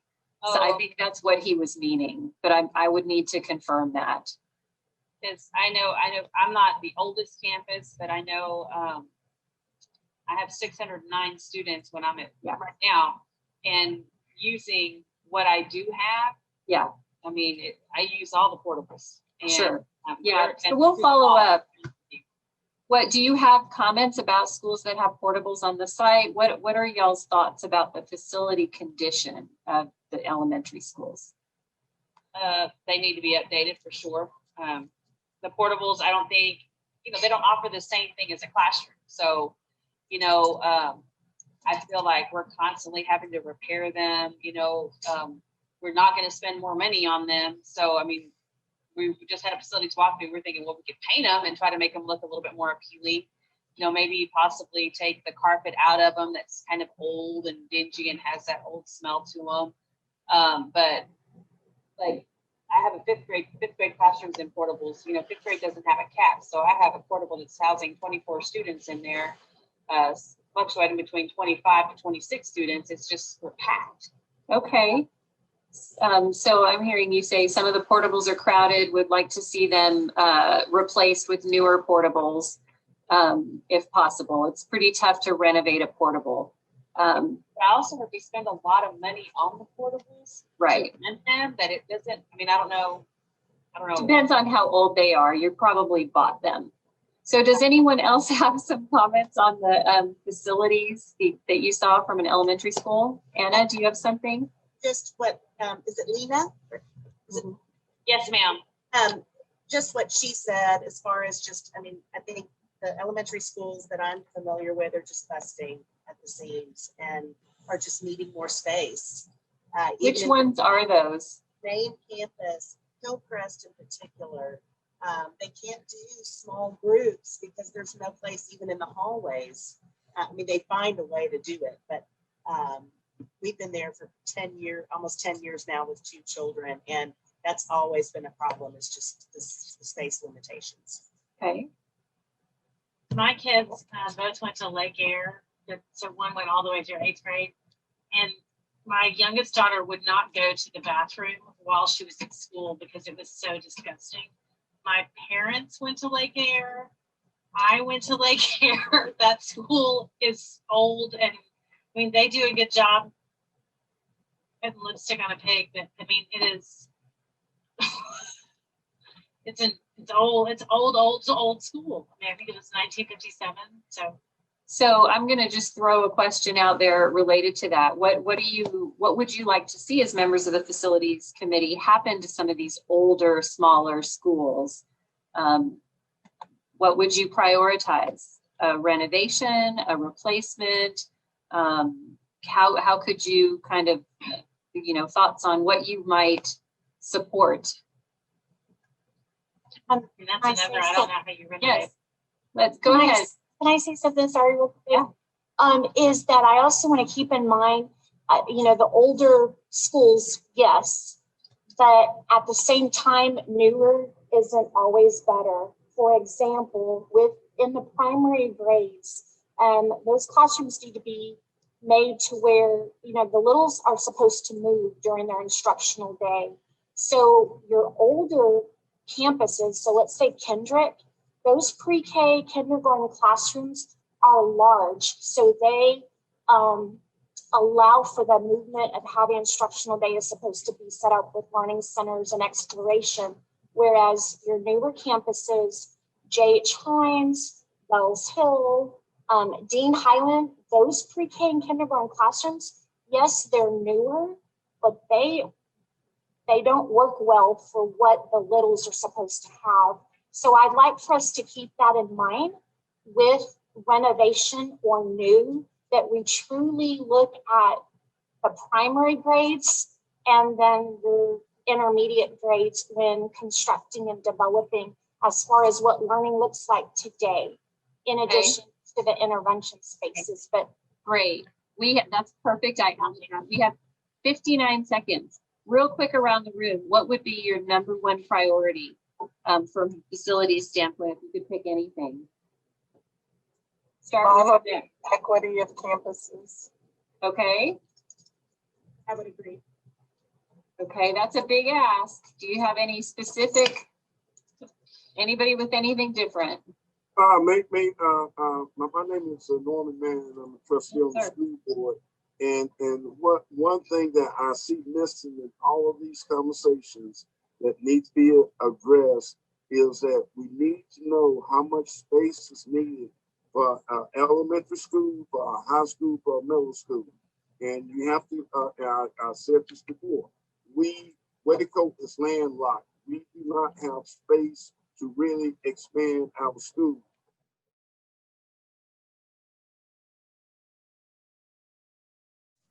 So it looks like everybody is back here in the main room. So we will just share real briefly. I will ask each one of our team members share 30, 45 seconds in summary. And I luckily get to go first. I was in group number 1. And so right now our group talked about personalized, individualized instruction and having facilities that really create that opportunity. Creating equity amongst facilities like Waco High School and Carver Middle School were specifically mentioned. Looking for or creating facilities that look forward to the future for the students. What possibilities are there, and giving them a glimpse into that. And then ultimately, as shifts or changes may come, make sure there's strategy and communication that really talk about changes and building bridges amongst the community before those occur. So that was group number 1. I will turn it over to group number 2 here. Jared, it doesn't look like we had a person in group number 2.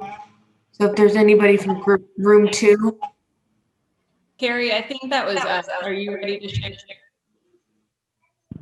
Hey, I thought we were room 6. Room 2 had Aaron Zimmerman, Angela Lowe. Okay. Here, does that help? Yep. We talked about our favorite Super Bowl commercials. You know, Aaron. Yeah. I need to turn one of these speakers on. Yeah, I think, you know, there were a couple of themes that came up on our conversation. One was a concern about getting specific about what we want now when we don't know how much we can afford and how much schools cost.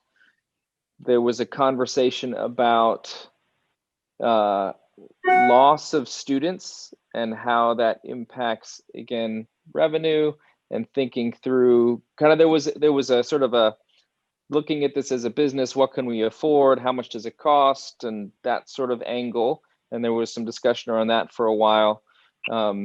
And so there was a concern about do we risk saying what we want on our list and our wish list for new schools when we don't know how much it will cost and we don't know how much it will afford. There was conversation about how this is probably a unique opportunity, however, to think about this project on a large scale and to think about Waco ISD from a high level and do some kind of long-term thinking for the next 20, 30 years. And that we need to make sure that we dream big or think big now while we can. There was conversation around from that business standpoint of cost savings and making sure we're wise with our resources, thinking about the efficiencies that come from consolidation of schools, and that would make sense primarily in the elementary area, but that's something that is controversial and painful, and publicly people have strong feelings about that. So there wasn't a say that we can't do that, but so all that is, I mean, I think if I understand the question correctly about what are the priorities for the group, it was hard to get to priorities not knowing how much it costs and how much we have. There were some people that expressed the desire for a new high school and the challenges with Tennyson. And that I think is about as far as we got. And I invite any other group members to add or correct anything that I may have said wrongly. I want to be in Aaron's group again next time. Thank you, Aaron. Thanks, Carrie. I might know a guy who could arrange that. We'll see. Yes. But I do appreciate that. That's spot on. We know that we're not asking this group for definitive direction today. We're really trying to, I'll say, gauge the pulse here at this moment. So I'm going to turn it over to group number 3, which I believe was led by Doug. It was. Thank you, Jared. I was furiously typing away. We had great conversations, so I'm going to kind of go through these pretty quickly here. At the high school level, we spoke a lot about Waco High School being a much older campus, and that a newer building would be great, creating that equity for students. A big comment was leaving room for growth, not letting new Waco High School hit capacity soon after construction, but really anticipating some potential future growth. It was noted that University High School is already starting to reach that capacity. It's a little bit newer of a campus. From a C&I standpoint, really having kids being able to experience that innovative learning and multiple opportunities, and making sure that campuses are equipped with those features to facilitate that type of learning environment. And then really the conversation really circled around just how facilities link to the expectation and what's possible for students, so that impact that a facility does have on the students. Technology was a big discussion point. It has to be cutting edge the day that it's built. And then the library was a huge discussion point as well. Now calling them learning technology centers, really giving those opportunities for students to explore and grow, and make sure that these are really considered heavily as a place for students to be drawn to. Middle schools, gyms, performing and fine arts, co-curricular spaces, to be improved and expanded, particularly if campuses get larger. Schools that support the health and wellness of their students. Facilities really just get students engaged and help them become a part of a community that supports their decisions to stay in school and get into high school, and really become a part of that community. And then at the elementary school level, libraries and cafeterias was a big discussion point. A lot of the campuses have some smaller cafeterias and present some challenges. Intervention space and meeting areas was discussed a lot, as well as group spaces for visitors and families. So sorry, it was a lot, but it was some great conversation. Want to make sure we got it out. So I will pass it on to group 4. I believe group 4 didn't have one of the O'Connell Robertson team members. So if somebody wants to volunteer to share.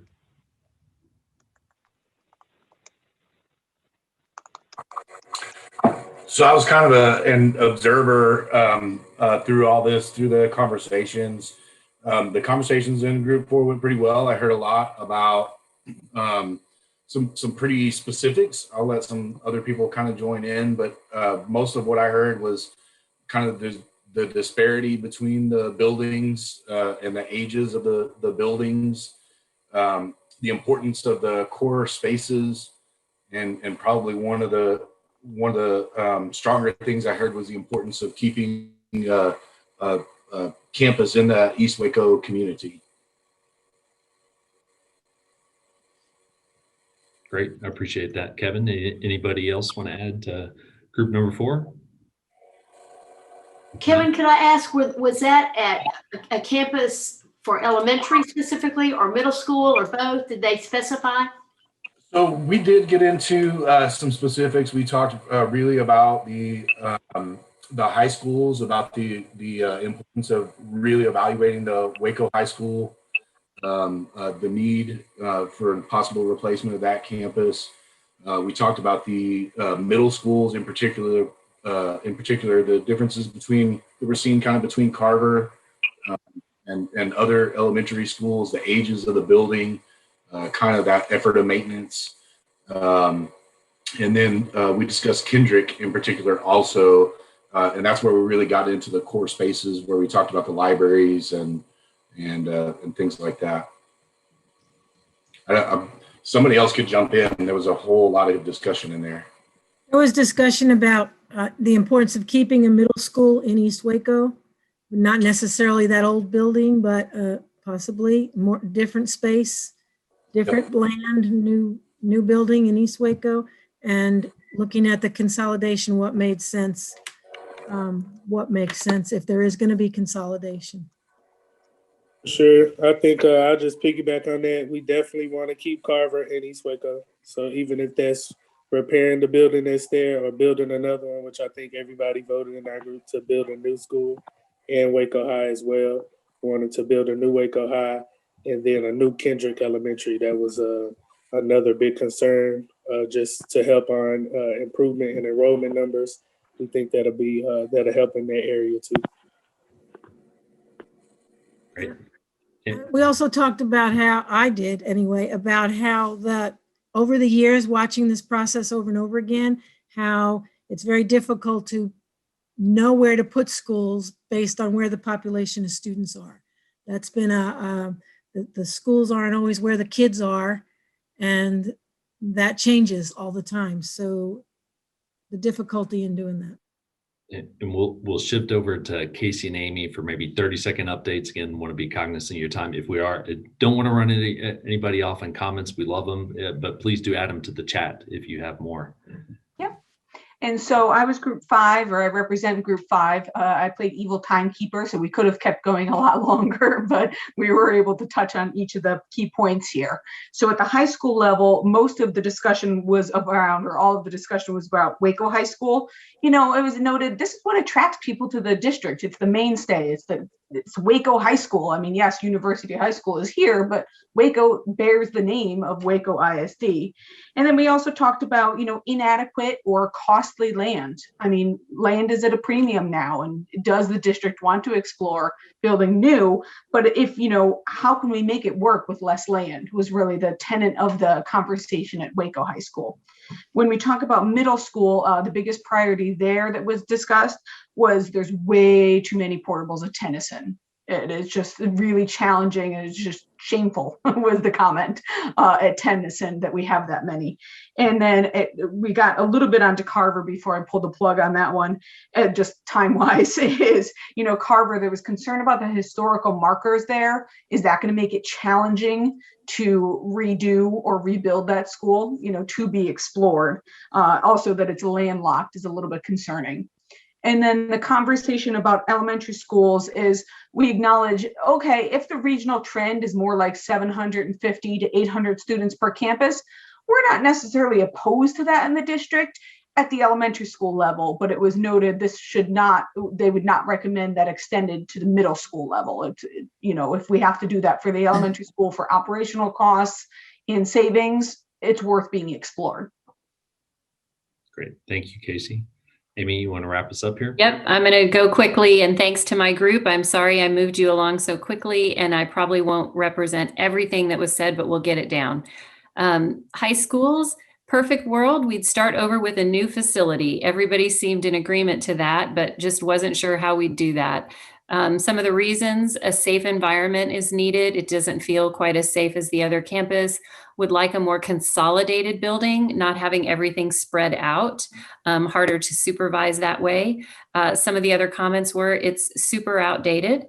We continued to renovate the old Waco High, and it's still old, and we're building, and it won't, when we keep adding and changing it, it still won't be configured how we really want it. And we had this on a few schools. It was old when I went there. So that was another one of the comments on Waco. We didn't get too much into the other high schools. I'm going to touch on middle school here really quick. We had a good discussion around middle schools. And I would say from a school size and going to a larger middle school, there was some concern about that at the middle school level. Class size, discipline. However, there was also another view presented that when you have a larger school, you can offer more specialized programs like CTE and other things that you can't really do in a small school because of the cost to run them, and that there's a desire to have more of those programs at the middle school. Let's see, hold on, don't cut me off yet. And then from this group, Carver seemed to be a priority. There was a big contrast with all the other schools, from athletic facilities, gym, the odd layout, looks very old and out of date, although it's very well kept up. So those were the middle school comments, highlights on the elementary school. We had quite a discussion about portables, and Jared, later, maybe you can provide some clarity to your comments about portables on the sites, and some of your comments related to capacity and how they add or don't add up to them. But some of the elementary schools seem to be busting at the seams, don't have enough space, very old. Someone talked about one of the campuses, I think it was Lake Air, so old. My parents went there, I went there, and now my kids are going there, and it really hasn't changed much. Also want to keep in mind that older schools need help, yes, but newer isn't always better unless we make sure they're planned appropriately, i.e. need to have large spaces for the younger kids, et cetera, in all the classrooms. Finally, the last question was, what would your number one priority be on facilities? And multiple people responded with equity among campuses somehow, to get more equity in the facilities. And there was also a request to get a better understanding of how much space is really needed for an elementary school, a middle school, and a high school to be appropriately sized. Many more comments, but it's the highlights. Great. I appreciate it, Amy, and appreciate everybody sticking around here for the last a little extra time this time that we gave you back last time. But we won't bring up the slideshow today. We did have a whole section on costs that we were going to get into, but we will defer that to next meeting. So you'll start gaining a sense of that in the facilities. And I look at this time is we've kind of set out the table, and we're going to start trying a couple things out here in the coming meeting. So exactly kind of what some of the groups expressed in terms of understanding cost and impact, but really then trying things on as we talk about, what is the impact at the high school levels, and then the time after that middle school, and then the following time elementary school. So with that, we will adjourn for the day. And just as a reminder, our next meeting is March 1st. So you get a reprieve of, it's not every 2 weeks, it's the third week this time. So right before spring break. All future meetings are now going to be 3 weeks intervals. So appreciate everybody's time tonight again and focus. Y'all are a great group of people, a lot of input, and we will look forward to seeing y'all soon. Good night. Thanks, everybody. Really helpful. Angela, you want to adjourn? Do you need to do a? Yeah, we're adjourned. Thank you. Thanks. Good night. Bye.